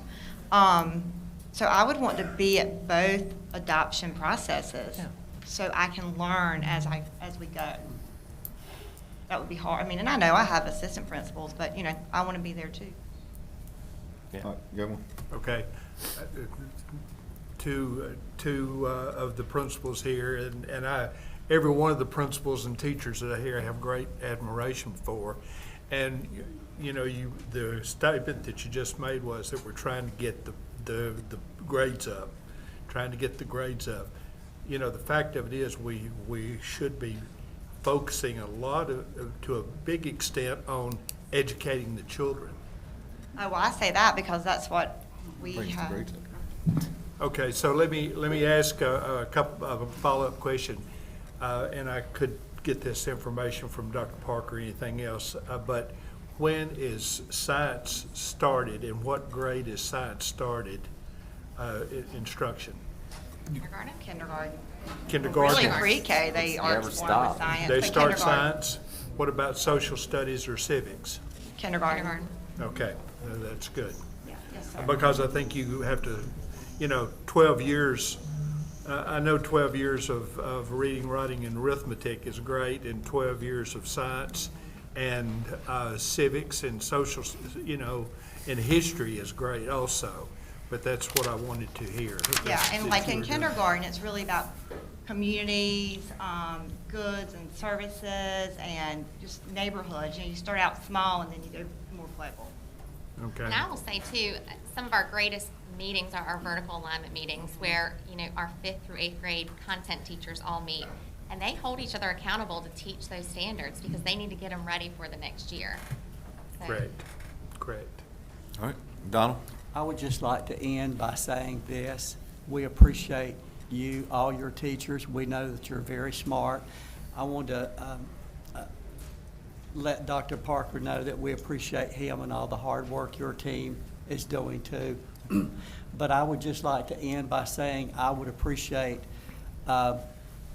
as soon as you can to get an approved adoption process going for social studies, because I believe it is that important for our students, and just picking and choosing or whatever. And I know you're getting by doing that, but I just feel like we need something soon, more structured for our students. Carolyn, go ahead. I have thanked the principals and the teachers, and I am real sorry. We still have students in this room, and we have a lot of parents and grandparents. I want to thank you all, too, because it takes all of us. It really does. I know some of you parents in here and grandparents and aunts and uncles and neighbors, you're saying, did you do your homework? What was your homework? Let me see your homework. So it's not just our educators, because you parents are the very first educators these children ever see. So I appreciate you all too, and I'm sorry I didn't thank you earlier. Anybody else? Thank y'all very much for all this, and we'll see you back next month. Thank you. Moving on to the action items, 7.1 COLA bid rollover. Ms. Kervin is on the way to the mic. She was ready to go. Board, you got an attachment? Normal year stuff? Go ahead. Good evening, everybody. Thank you very much. I'm just going to take a couple of minutes of your time on a very non-emotional subject, food. Thank you. Just a quick request, please, of approval for me to roll over my food bids for next year. Cisco is my main grocery purveyor, R&H is my produce purveyor, and Mayola is our milk supplier. I would like to roll over the bids that we have for this year. Cisco is holding my case fee at $4.50. Nice. I managed to negotiate R&H produce to go down 5 cents a case. Every penny helps, you know. Mayola needs to put in a cost of living adjustment, and there is a small increase with them this year. We are still holding less than our neighboring counties, and we do all use Mayola. I'm recommending rollover because if we go out to bid, the prices will increase. Don? Ms. Kirsten, the value of the bid is what I see here. Is that the value? So there's... $750,000? That's approximately how much I spend with Cisco. Okay, yeah. so that's what we're asking the board to... No. I'm just asking you to approve my bid. School nutrition is independent of the money associated. Only if I mess up do I have to come to you and ask for money. So it's not very career enhancing for me, so I try very hard not to do that. Thank you. Move approval. All in favor, say aye. Aye. All opposed? Thank you. Thank you very much. Shortest I know, thank you. I was on a threat and a promise from the back row. 7.2 OT plus contract, Ms. Gibbs. We got an attachment and normal yearly addition, I think. Is this correct? And I'm gonna try to be shorter than Ms. Kervin. Good evening, everybody. Exactly. Attached, you have our Beaufort County Schools contract with OT Plus, and I am asking for addendum to the contract. First of all, these are all paid by EC funds, so it's not from the board, and we need to continue to provide services for these students. So we're at the point where we need to do the addendum. And again, this is mandatory if it's dedicated on the IEP, so we have to provide these services. So I'm just asking addendum to the contract so we can finish out the school year. Motion to approve. Second. All in favor, say aye. Aye. All opposed? All right. Might beat Ms. Kerr. You might have beat Miss All right, Ms. Hamel, you're back up again. 7.3 fire truck sale, Ms. Hamel. Vicki Hamill. Vicki, oh, there she goes. She's behind the pole back there. I can't see her. Good luck, Ms. Hamill. You're under pressure. Always. You guys like to give me a hard time, I understand, but what we currently have at this time is a fire engine that's not being utilized by our Public Safety and Firefighting Academy at Southside High School. It was donated to us many years ago at the beginning of this academy. It is housed by Chocowindy Fire Department. They have been very kind and gracious to keep that in good working order, and it is a sellable item. It is not being used by our school system. We don't have anywhere to store it, and Chocowindy Fire Department has asked us if we would move it. And in order to move it, we have to make sure that we move it to a place where it can be utilized and taken good care of. And we don't have that facility available. And at this time, I'd like your permission to put it on NC Gov deals and allow that money to go back into our firefighting public safety CTE funds. Motion to approve. Second. All in favor, say aye. We got multiple. Aye. All opposed? All right. $7.4, FY25 budget amendment, Ms. Potts, you got an attachment. I don't know if I can top that, y'all. So I'll try real quick. So here's your budget amendment, and this is the first one for this year. This is through the end of February, so it's through February 28th.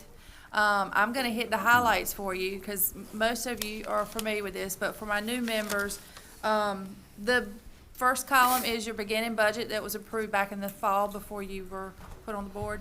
And then the next column is our adjustments, which usually consist of any kind of additional allotments or income that we've taken in. And then you will see what is our now amended budget. So that's how this reads. With Fund 1, of course, the revenue, also I want to point out the revenues at top and your expenses are at the bottom. So if you see a 3,100 or a 4,000, those are your revenue codes. So Fund 1 would be, of course, any kind of adjustment we have with our allotment from the state. This is DPI. So we have been fortunate. We have taken in and been allotted additional funds from DPI. So you see those adjustments. On Fund 2, of course, we have no additional income that has come in on that. On Fund 3 is our federal funds. And again, that is additional allotments that have come in through our federal funds. And then on Fund 4 is our capital. So what you're going to see is the $442,000 is our new school buses. And then the $250,000 is the money we received to purchase the land for Eastern Elementary or Washington Elementary. And then we have no change in child nutrition. On Fund 8, we have two things there. And one is our new health academy and ECU intern is what you're seeing there. And other than that, we balance, our revenues and our expenses balance. Anybody got any questions? I got one question, if you All don't right. mind. Okay. Christie, on Capital Outlay Fund 4, Yes, sir. we're showing that you spent $1,691,000 from the fund balance. Is this from Fund 8? Oh, no, sir, that's your capital fund. That's your capital fund. So when you have capital projects that were open last year and we finished out the fiscal year and those projects had not been completed, it rolls over and we complete those projects during this fiscal year. So those funds have always been in the capital funds Yes, sir. budget. So it's a good question. So the fund balance that you're going to see in each one of these fund source, like Fund 1, Fund 8, Fund 2, the fund balance is allocated in each one of them on this amendment. Okay, Is that, okay, that's fine. does that help? That's fine. Okay. I had also asked Christie for some detail on a couple of these general ledger. I mean, I'm still going back to my business world, but PRC 5,800 and 6,500, the combination of those two is over 20% of our spending. And I was asking her about some information on the breakdown of those. That's a big chunk of spending. And I'm gonna talk to her individually, and if anybody else wants to join me, but I want a little clearer understanding. That's probably one of our biggest categories, or roll-ups, as we call it, in our whole budget scheme. It was 20% of the total, over 20% of the total. Can you tell me those numbers again?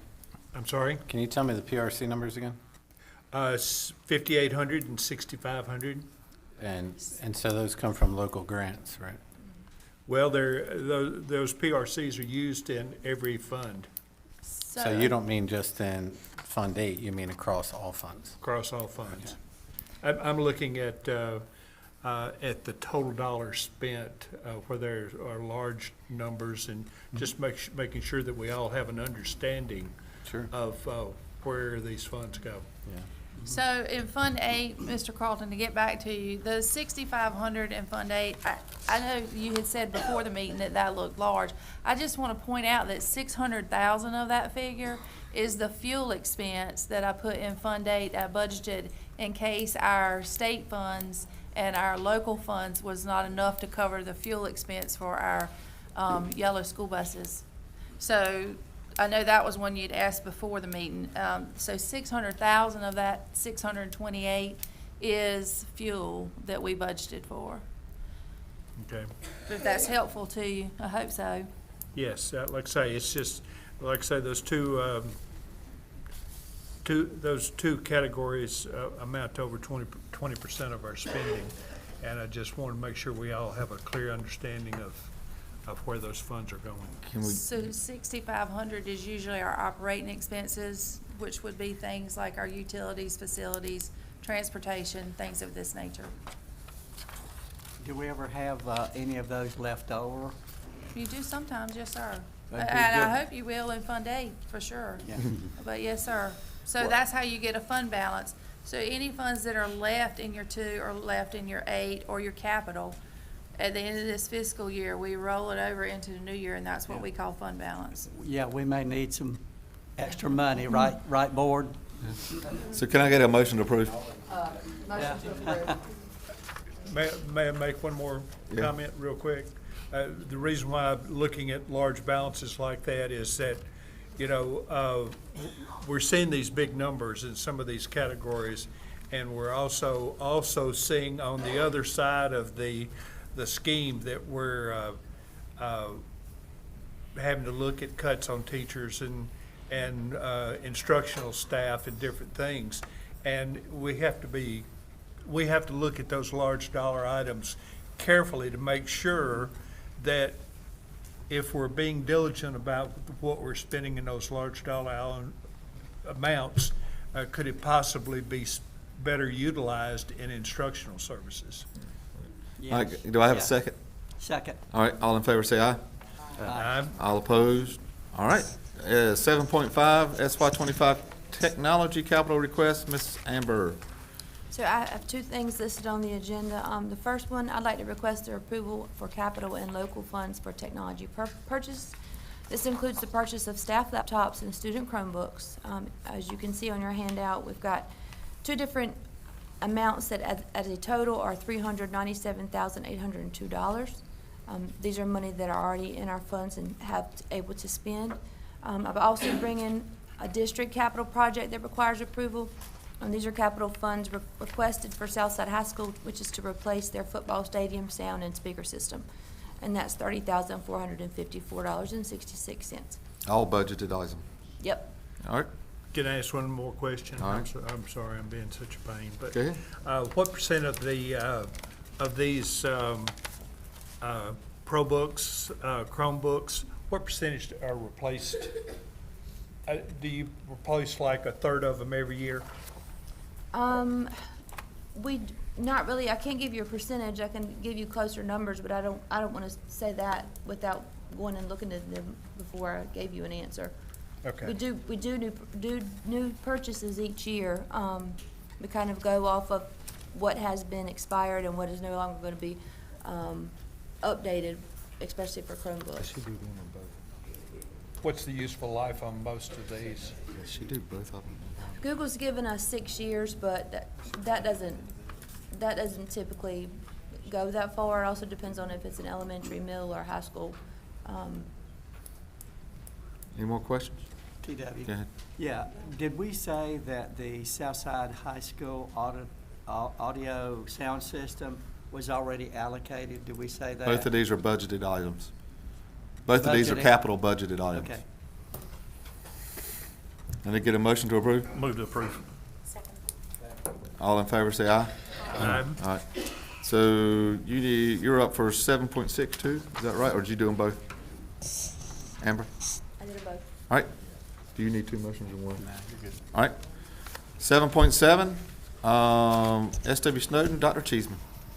All right, so board, in our most recent personnel meeting, we discussed in the potential position movement of employees across the district based off of, funding forecast.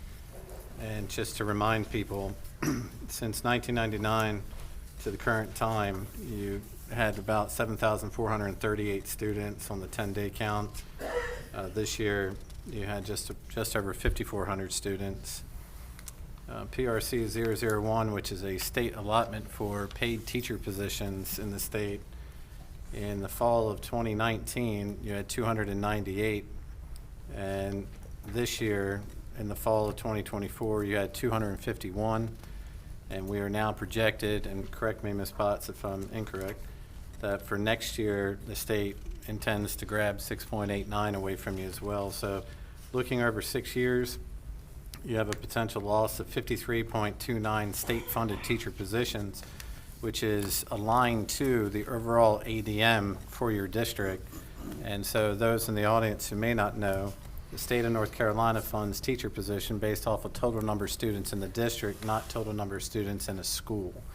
And so through that, then the board, if they don't have enough state funds, then has to use other funding such as federal funding, Title I, and also your local expense dollars through your local county commissioners.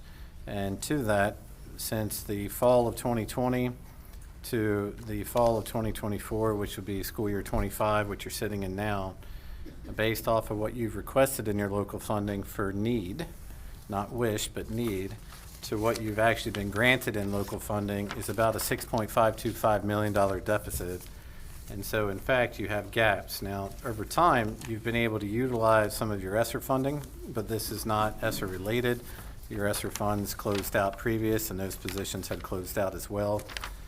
So, in short, you're starting to look at the totality of the district, which I'm projecting, professionally projecting, that in the fall of 27, beginning of 28, just based on graduation rates being greater than birth rates, being also total number of students in the county that you actually educate with far more choices now, that I would project in the fall of 2027 that you may dip under 5,000 total students pre-K through grade 13 to some degree. So to that, I'm looking at your budget, which I presented earlier just for your review again, but in conversation talking about how to best utilize personnel in the district, but also the quality of education that we can provide in different places, which brings me to Snowden.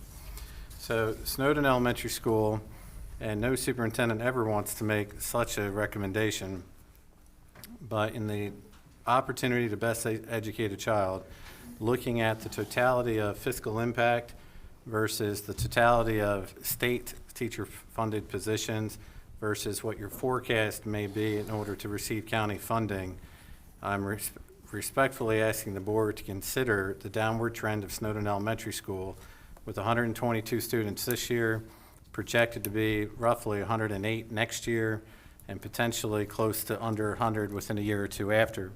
Why is that significant? If you dip below 100 students, the state of North Carolina no longer pays for the principal position, which would then again come out of your local funds. Not just the salary, but all things included, benefits, healthcare, all of that. So looking at the education opportunity for students and the staffing of the school, and recognizing from last year to this year, every single grade level dipped in student enrollment. For example, kindergarten at 17 last year dipped to 13 first graders this year, 16 first graders dipped to 14, and you have the information in front of you to look at those trends. Most recently this year, I had to close pre-K because we had a kindergarten vacancy and a pre-K vacancy, and I only had one certified person to be in that role. And under the state of North Carolina, I'm obligated to look at K-12. And so in that regard, we moved the teacher position to kindergarten and closed out the pre-K. Not a decision I felt good about nor still feel good about, but something to do to sustain the school. So in short, I've looked at the facility evaluation. So this is not a request based on the facility. I've looked at the capacity. It's not a request based on the capacity. I've looked at school membership of where we can educate students and truly utilize cost-effective and high-quality personnel. I've looked at our school organization as a whole, the cost of the operation, what it might look like for transportation and school scheduling in terms of do we move bell times to actually help with student transportation.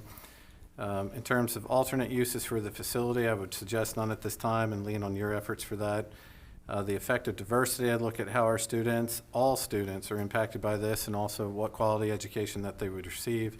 And of course, the governmental planning around how this works, but you're also up against a timeline because the state of North Carolina funds based on July 1, through June 30th, not January 1 through December 31st.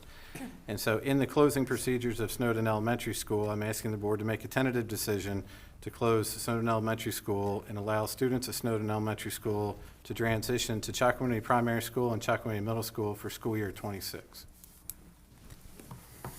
All right, board, y'all got any questions?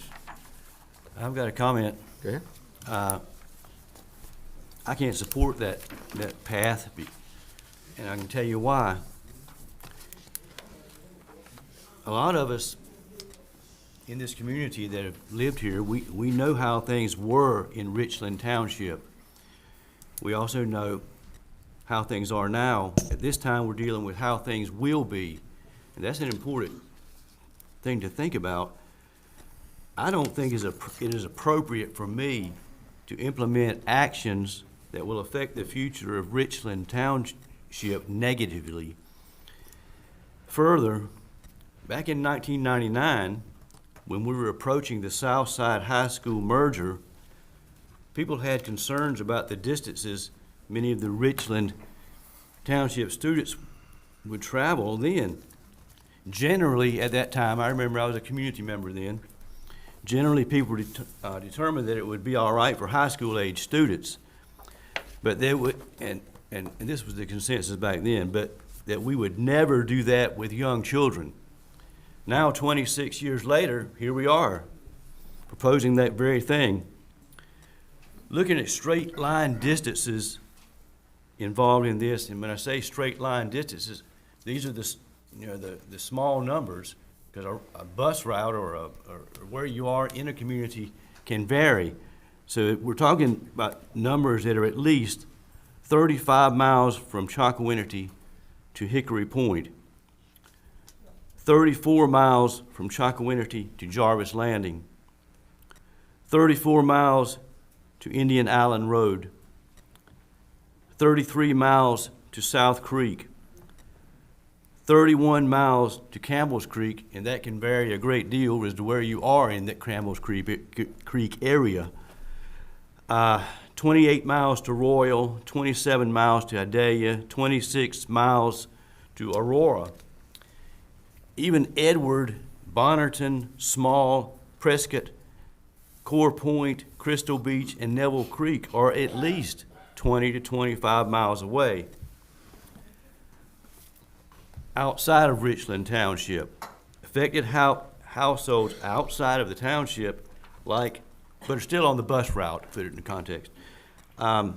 Townships like Little Egypt, Malls Point, and Cox's Crossroads are still at least 15 to 18 miles from Chocowinity. Because of this and a variety of other factors, I cannot support the Beaufort County School proposal to abandon Richland Township. All right. Anybody else got any questions?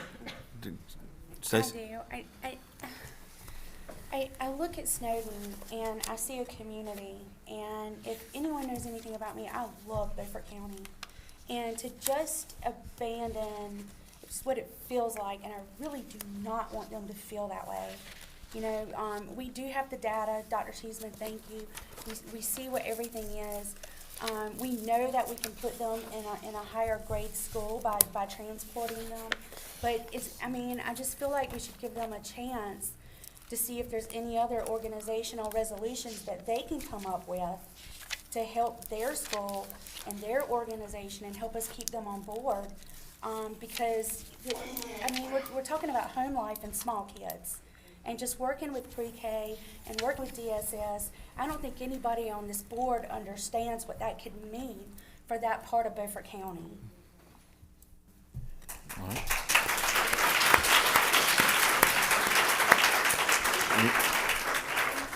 Anybody else? Go ahead, Don. I'm almost afraid to speak. I think the two things that I'm most concerned about is the quality of education that we've seen from statistics from that school.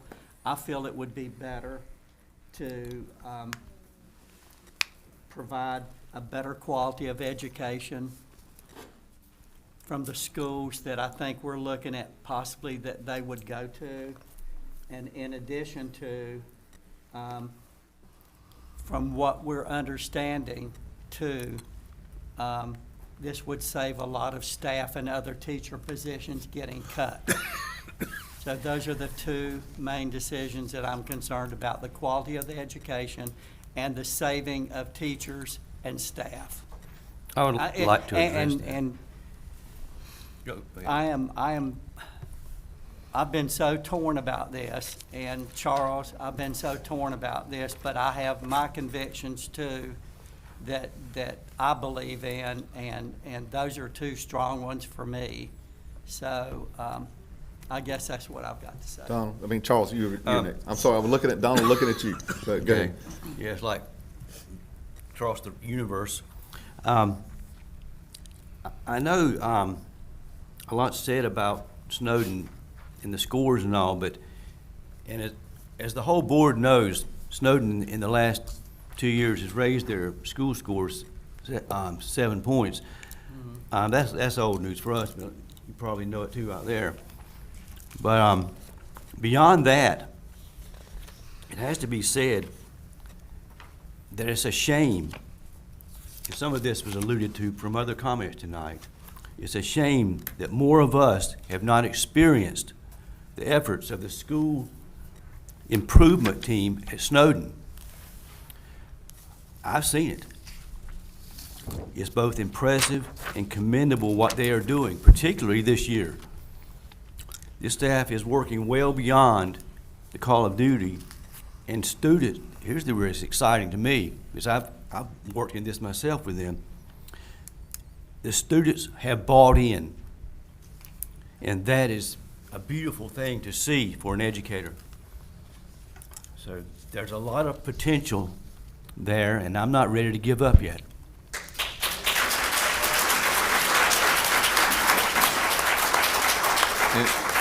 Anybody got anything else? Go ahead, Terry. Sure, I want to ask some questions about the numbers to make sure I understand what I'm looking at. Are you looking at, pull up, if you've got on your sheets, let me see, enrollment trends. Oh, I got it right here. I'm talking to Dr. Cheese. Okay. Sure. Because I want to ask him, it's sideways right now, let me turn it around so I can see it.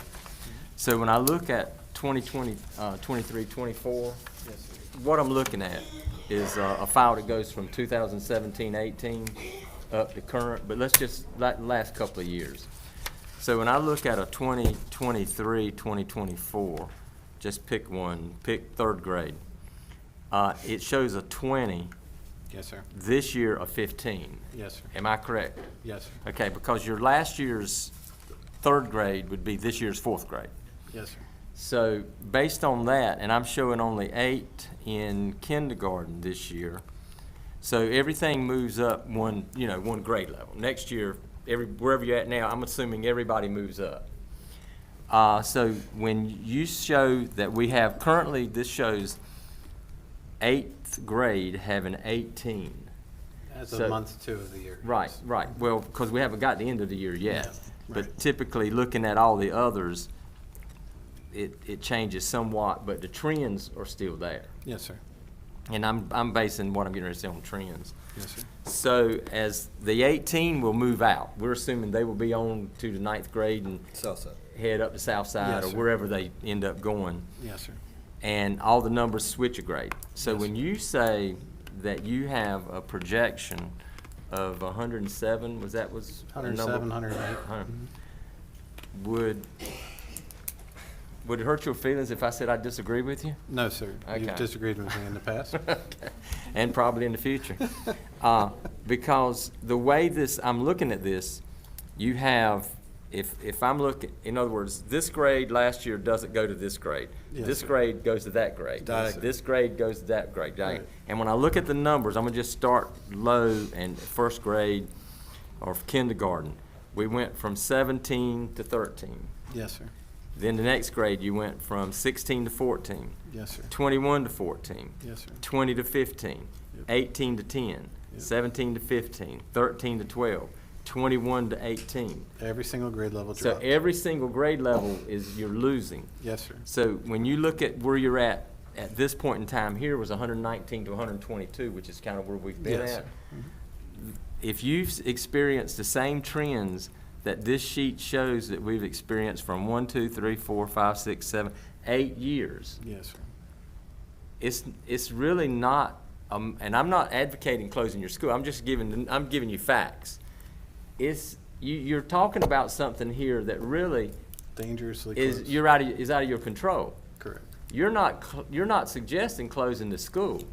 For whatever reasons, this school's closing itself because you're getting ready to fall below 100. There's no doubt you're not going to be able. I'm just saying, is there something we need to do, because there's no way you're going to sustain the numbers that you're even talking about. You're not going to be at 107 because it's not just that you're losing a higher grade and there's not as many new students enrolling in the school. They're dropping out all across grade levels. Yes, sir. Am I seeing that right? Yes, sir. But you're still going to stick with your figure of 107. In the moment, because I'm Because I'm just trying to decide, where we're going from here. Okay, so and here's the only way I can go from here is to have real So facts it's- in front of me, and this just doesn't. it's dangerously. This doesn't add up. It's dangerously close to 100, meaning that if I just take 18 eighth graders that are promoted out of the school, Right. and your 8 kindergarten kids are moving up, that's a difference of 10 in of itself. So That's that's where right. I'm coming up That's- with the 108. Right. So if you're looking at a percentage of natural attrition coming out over the trends, then yes, you're dangerously close to 100. That's the point I'm saying. You can't just take that 18 are leaving and 8's moving in The other and part of take the- 10 out, because this has shown 8 years of every grade level losing 2-3 kids during the Yes. course of the year. That alone will put you well below 100. Yes, and you also have 61 students who are domiciled in the area who attend charter school. Right. And so to that, you would expect more expansion into charter school, especially with the voucher program that the state of North Carolina is looking Which at. they have just increased drastically. Yes, sir. So those kids aren't coming back to you. You're gonna, well, that's Right. that's what I believe these kids here are going to. Each grade level where we lose 2 and 3 and 4, they're probably going to those schools.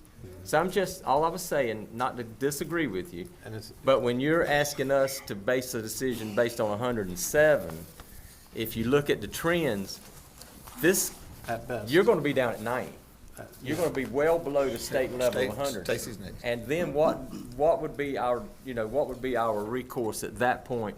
Because I think that where we're headed is, you're not headed at 107. You're heading below 100. Very So well what's our possible. recourse then? You would have to pay for the principal position out of your own local funds, We don't even have enough funds to pay all our teachers. and you are That's what I currently, was saying. I don't know if people know, Right. but you're currently using local funds to pay other administrative staff down there to support it. Okay. Stacy. And that's a situation that our family and our parents and teachers don't understand that is in Snowden. And, it's almost like it's inevitable, but it's heartbreaking. It is heartbreaking, and it's the hardest decision that I think we've had. I know I've only been on the board since December, but I can't remember another decision that was this complicated. Then back to me. But there is a hope in putting children in a higher scored classroom, having more friends. I mean, there's other things that can benefit the children as well. It's a hard decision. Don. No, ma'am. No. That's what public comments. So,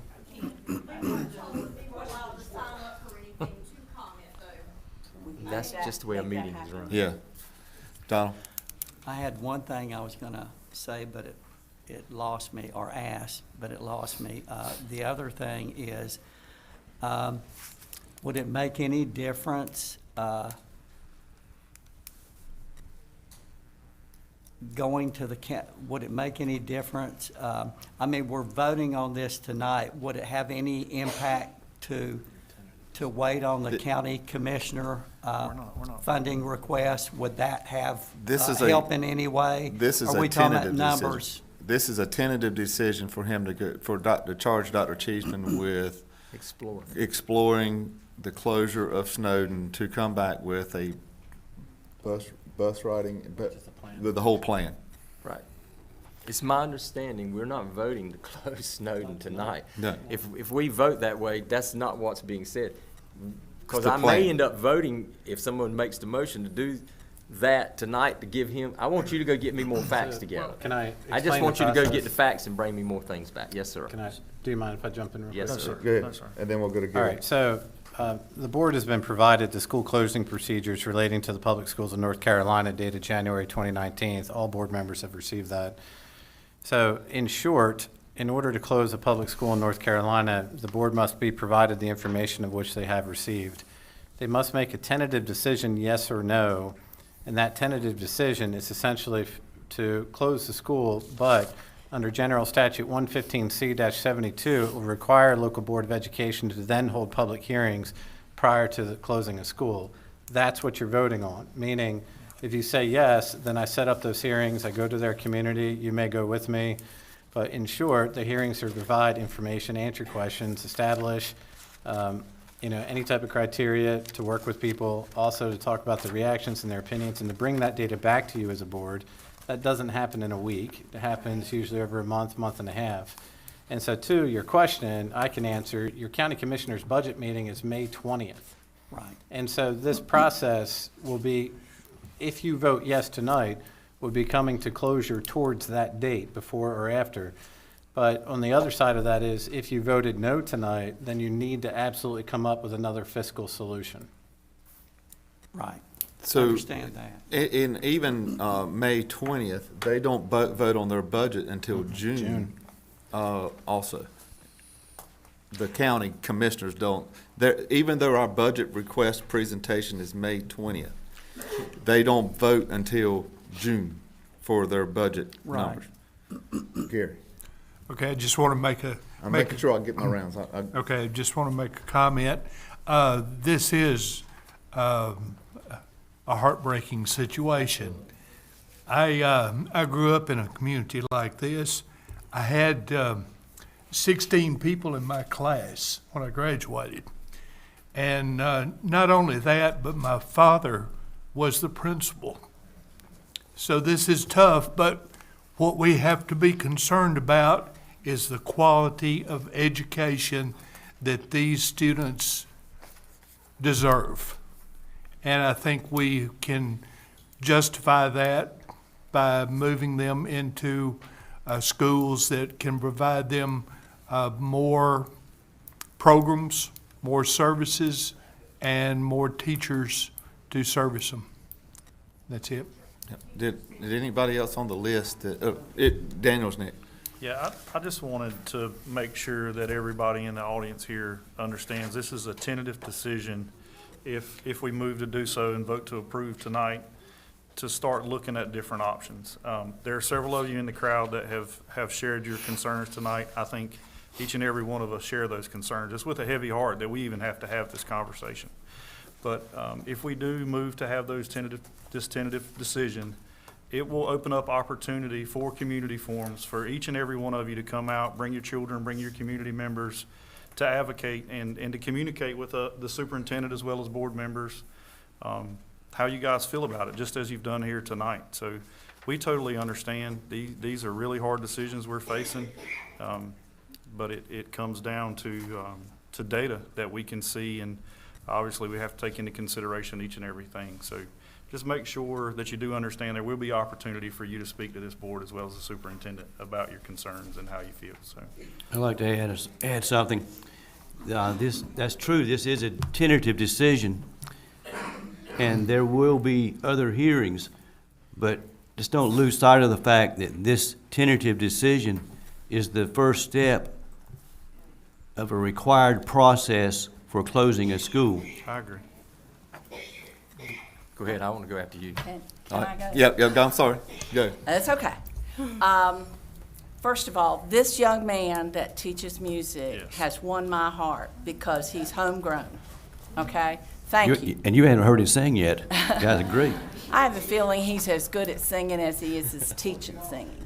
I'm gonna be real honest with all of you that have come tonight from the Aurora, Richlands, Edward community. I used to tell my husband that if he took me down there and put me out of the car, I didn't think I could find my way back because there's so much more land down there than what I was used to.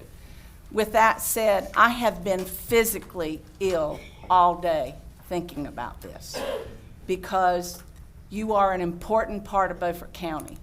Your students are, your families are. I don't want us to rush into this. I don't want us to make a quick decision. We need to do the proper steps, and the very first step is going to be to listen to you. Yep. As Ms. Davis said and many others, if you can bring us a solution that we don't have, I'm all ears. But I don't think you can increase your population down there. That's a problem. You don't have the students. Can you get some of those many students that left to come back? Just what was it, 2 or 3 years ago, you had 180 some students. They're all, and now you've lost 70 of them. 183. Why? I don't have that answer. But what I do want to do is I want us to be fair to you. I want us to be fair to your students. But we also have to consider all the ramifications of spending the money it would take to keep your school open when we know that we can also provide a wonderful education. And I'm going to keep this young man, whatever we do, I want him to stay with us. But just please give us time to work through what we have to do. And you will be given, the ones that said they wanted to speak, please make sure you're the first ones to speak. We will have a forum in your community. You don't have to drive to Washington. We'll come down there. But let's be respectful of each other in the process, and that's all I ask. And I thank you all so much for coming. Ms. Booth is up. You got It's it. on. You got it? Oh, it's Yeah, off it's now. All right, you got it. Okay, I just want to say that, while we're going through this, I would like to have you all, Aurora, to consider the one thing, or the two things. If you have a school that you don't have students in, then you don't have to worry about teachers. If you have a school that you don't have teachers in, you don't have nobody to teach your school, to teach your students, okay? My concern is making sure that these students have a school that they can go in, as Carson said, as Carolyn has said, and get an education. Kids don't know. They don't even know why you close the school. They don't know what the meaning of closing the school. All they know, they'll put out notes. So this is the one thing, and I understand you may be talking with them, but they're children. So there's so much that they don't understand, you know. So the one thing that I want you to do is just consider what has been said as far as the school, a possibility. A possibility. We have not said that we was closing it yet, okay? It's a possibility that it may have to be closed. But if this takes place, then it's gonna be because we are concerned about your children, the students of that school, and the teachers, the staff, okay? We don't have anything against you guys. My heart bleeds because I know. I mean, you might not believe me, but that's not important either. I know how I feel about it, okay? So we want to make sure that the children are taken care of, okay? Love you all. And I pray that something will happen that will draw your attention to what we're trying to say, okay? Thank you. Mr. Williams? Sure, I just got one more thing I want to say, and I'm going to come to you with a question. But you know how I am. I might talk 2 minutes before I get to the question. I'm just trying to find a way to make this work. So, you know, sure, It's emotional. I have daughters that taught at that school. So I got ties to that school. But when I'm just trying to look at these numbers and it just doesn't work out. I still think, now go back to the piece I said earlier, because I'm going to bring up something that hasn't even been said yet. I still believe your 107 is too high, much too high. It's going to be at least 100 or below 100. But here's another thing, and the board did not do this. So I want to make sure everybody understands this. What I'm holding here is a transfer sheet that the board requested as a whole, and we get this that shows students moving from schools to school within the county. Actually, I have a number here that moved outside the county, but let's just focus on in the county.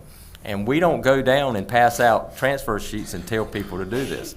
Snowden School, the school year we're currently in, the Snowden School transferred 9 students to Chakawinity Primary School this school year. As of when this was done, you could have had 1 or 2 more. So those were students that you lost to Chakawinity. It's not just pre-K though. I'm not finished yet. It's not just pre-K. Am I correct in saying that we had as many as maybe 20 additional transfer requests that we did not honor? So you can even go ahead and say, forget the 9. I'll give you the pre-K if that's what you want to say. But there were as many as 20. I heard a number as high as 25. But as many as 20 transfer requests by parents asking to transfer their kids to other county schools, mostly Chakawinity. I won't say all, but mostly, that we didn't honor. If those had been honored this year, you would have already dropped, that school would have already dropped below 100. So my question to the board is, we allow transfers from other schools into Bath. Yeah. And I got it right here. I can tell you exactly what Mr. the Williams, numbers are. I was going to say the same thing, and that was the point. Well, no, I I'm just forgot. saying, okay. That was the point Well, that I'm I not forgot. I'm not trying to be negative here. I'm just throwing it out there for you so you have this information. So if the board does come down, or the superintendent, you'll have this to talk to. And you can even talk to your parents about transferring those kids out, because we didn't do that. And it wasn't just pre-K. There's a whole bunch of people that want to transfer to our other schools. I can't tell you why, but I'm just saying, we allow students to transfer. I know on here, I'm going to just use Bath because that's it's a high number that transfers into Bath. There's a number that transfers into Chakawinity Primary from the Washington area. So there's students transferring back and forth, and we allow those. And I've heard several of our board members speak in the past in support of, and parents of having school choice. If you believe in that, how can you allow some students from some schools to transfer but not honor the request of Snowden parents that sends us transfers and they want their kids to transfer? Why did we hold? I'm not saying we did. It could Why have been did a we fact hold at the it? time that there wasn't room in the school. Could have been different reasons. I think that's a good question. Why did we that's hold what I'm Snowden asking. I'm saying the parents? same thing. If there's room to transfer, why are we holding off on these parents that want to transfer and allowing others? So, I'd like to Mr. say Shreve, something. the Go state ahead. of- You say- then I'll say The something. state of North Carolina has class size law for kindergarten, grade 1, grade 2, and grade 3. So in short, if a student is attempting, or family is attempting to transfer a student into a different school, and the capacity has been reached, and say, for example, in kindergarten, if the capacity is 18 by law, and you might even be able to waiver by 3 to 21, if a 22nd child shows up, then by law, you as a board has to provide an additional teacher. And that is why at times you may walk through a school and think, why are there 11 kids in each one of these classrooms and I have 2 teachers? Well, class size law forces you to have that. Right. Well, at the circumstance when it happens, the receiving principal must make a decision, and at times I even supersede that decision based off of trends, is that, in fact, if they're already capped and you don't have a candidate to be the teacher and you don't have the funding from the state to be the teacher, as you know, given an example of 53 state-funded positions that you've lost or will be losing, then in fact you have to deny them moving across. So why Bath has 65 moving into it, CPS had 49 moving into it. In short, some of those are upper level where class size law does not exist. But my point was, Hang on, and, talk. okay, go ahead, Talk. Charles. Well, my idea here is playing with these numbers. If 25 is the potential transfer number that we'd be looking at, and say they did, what about the other 97 which don't have that option? I mean, they're on their own. Right, and I wasn't going to get into the class size because I knew that. I know we have 18s, 16s. I know there's numbers we can't exceed unless we get a waiver, and then usually the waiver's only what, two or three students. My point was that out of a school of 119 or so this year, that you have 20 parents that want to move their kids. And that's not us doing that. I'm just saying, I mean, this is not me yes or no. This is me just throwing all the facts out here on the floor that are going to have to be looked at when whatever decision you make, you make. But you currently already have a large part of your school that wants to transfer out.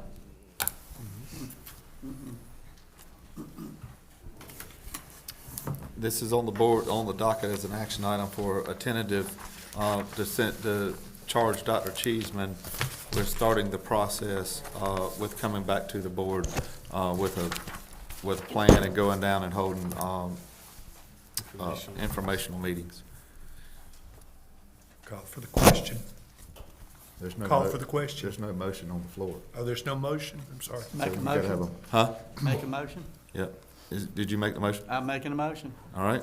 Got a motion, got a second? I'll second. All right. We got a motion and a second. All in favor, say aye. Aye. All opposed? No. No. All right. 7, 8, field trip approval. Dr. Cheeseman. Northside High School Boys Golf, Pinehurst, North Carolina, May 10th through the 13th. 9 male students, 3 male adult chaperones, activity bus. Northside High School CTE Skills USA State Competition in Greensboro, April 9th through the 11th. Bath Elementary School Science Olympiad Competition at North Carolina State University, April 25th through the 26th. And Washington High School JROTC Yearly Summer Camp, University of South Carolina, June 15th through June 20th. And at that opportunity, cadets are housed in the dorms with necessary chaperones. So in short, I'm asking you to approve those as presented. Motion to approve. All in favor, say aye. Aye. All opposed? Terry. I move that we go into closed session pursuant to General Statutes 143, 318, 11A to prevent disclosure of confidential personnel files under General Statutes 115C, 321. Second. All in favor? Aye. All opposed? All right. Very close.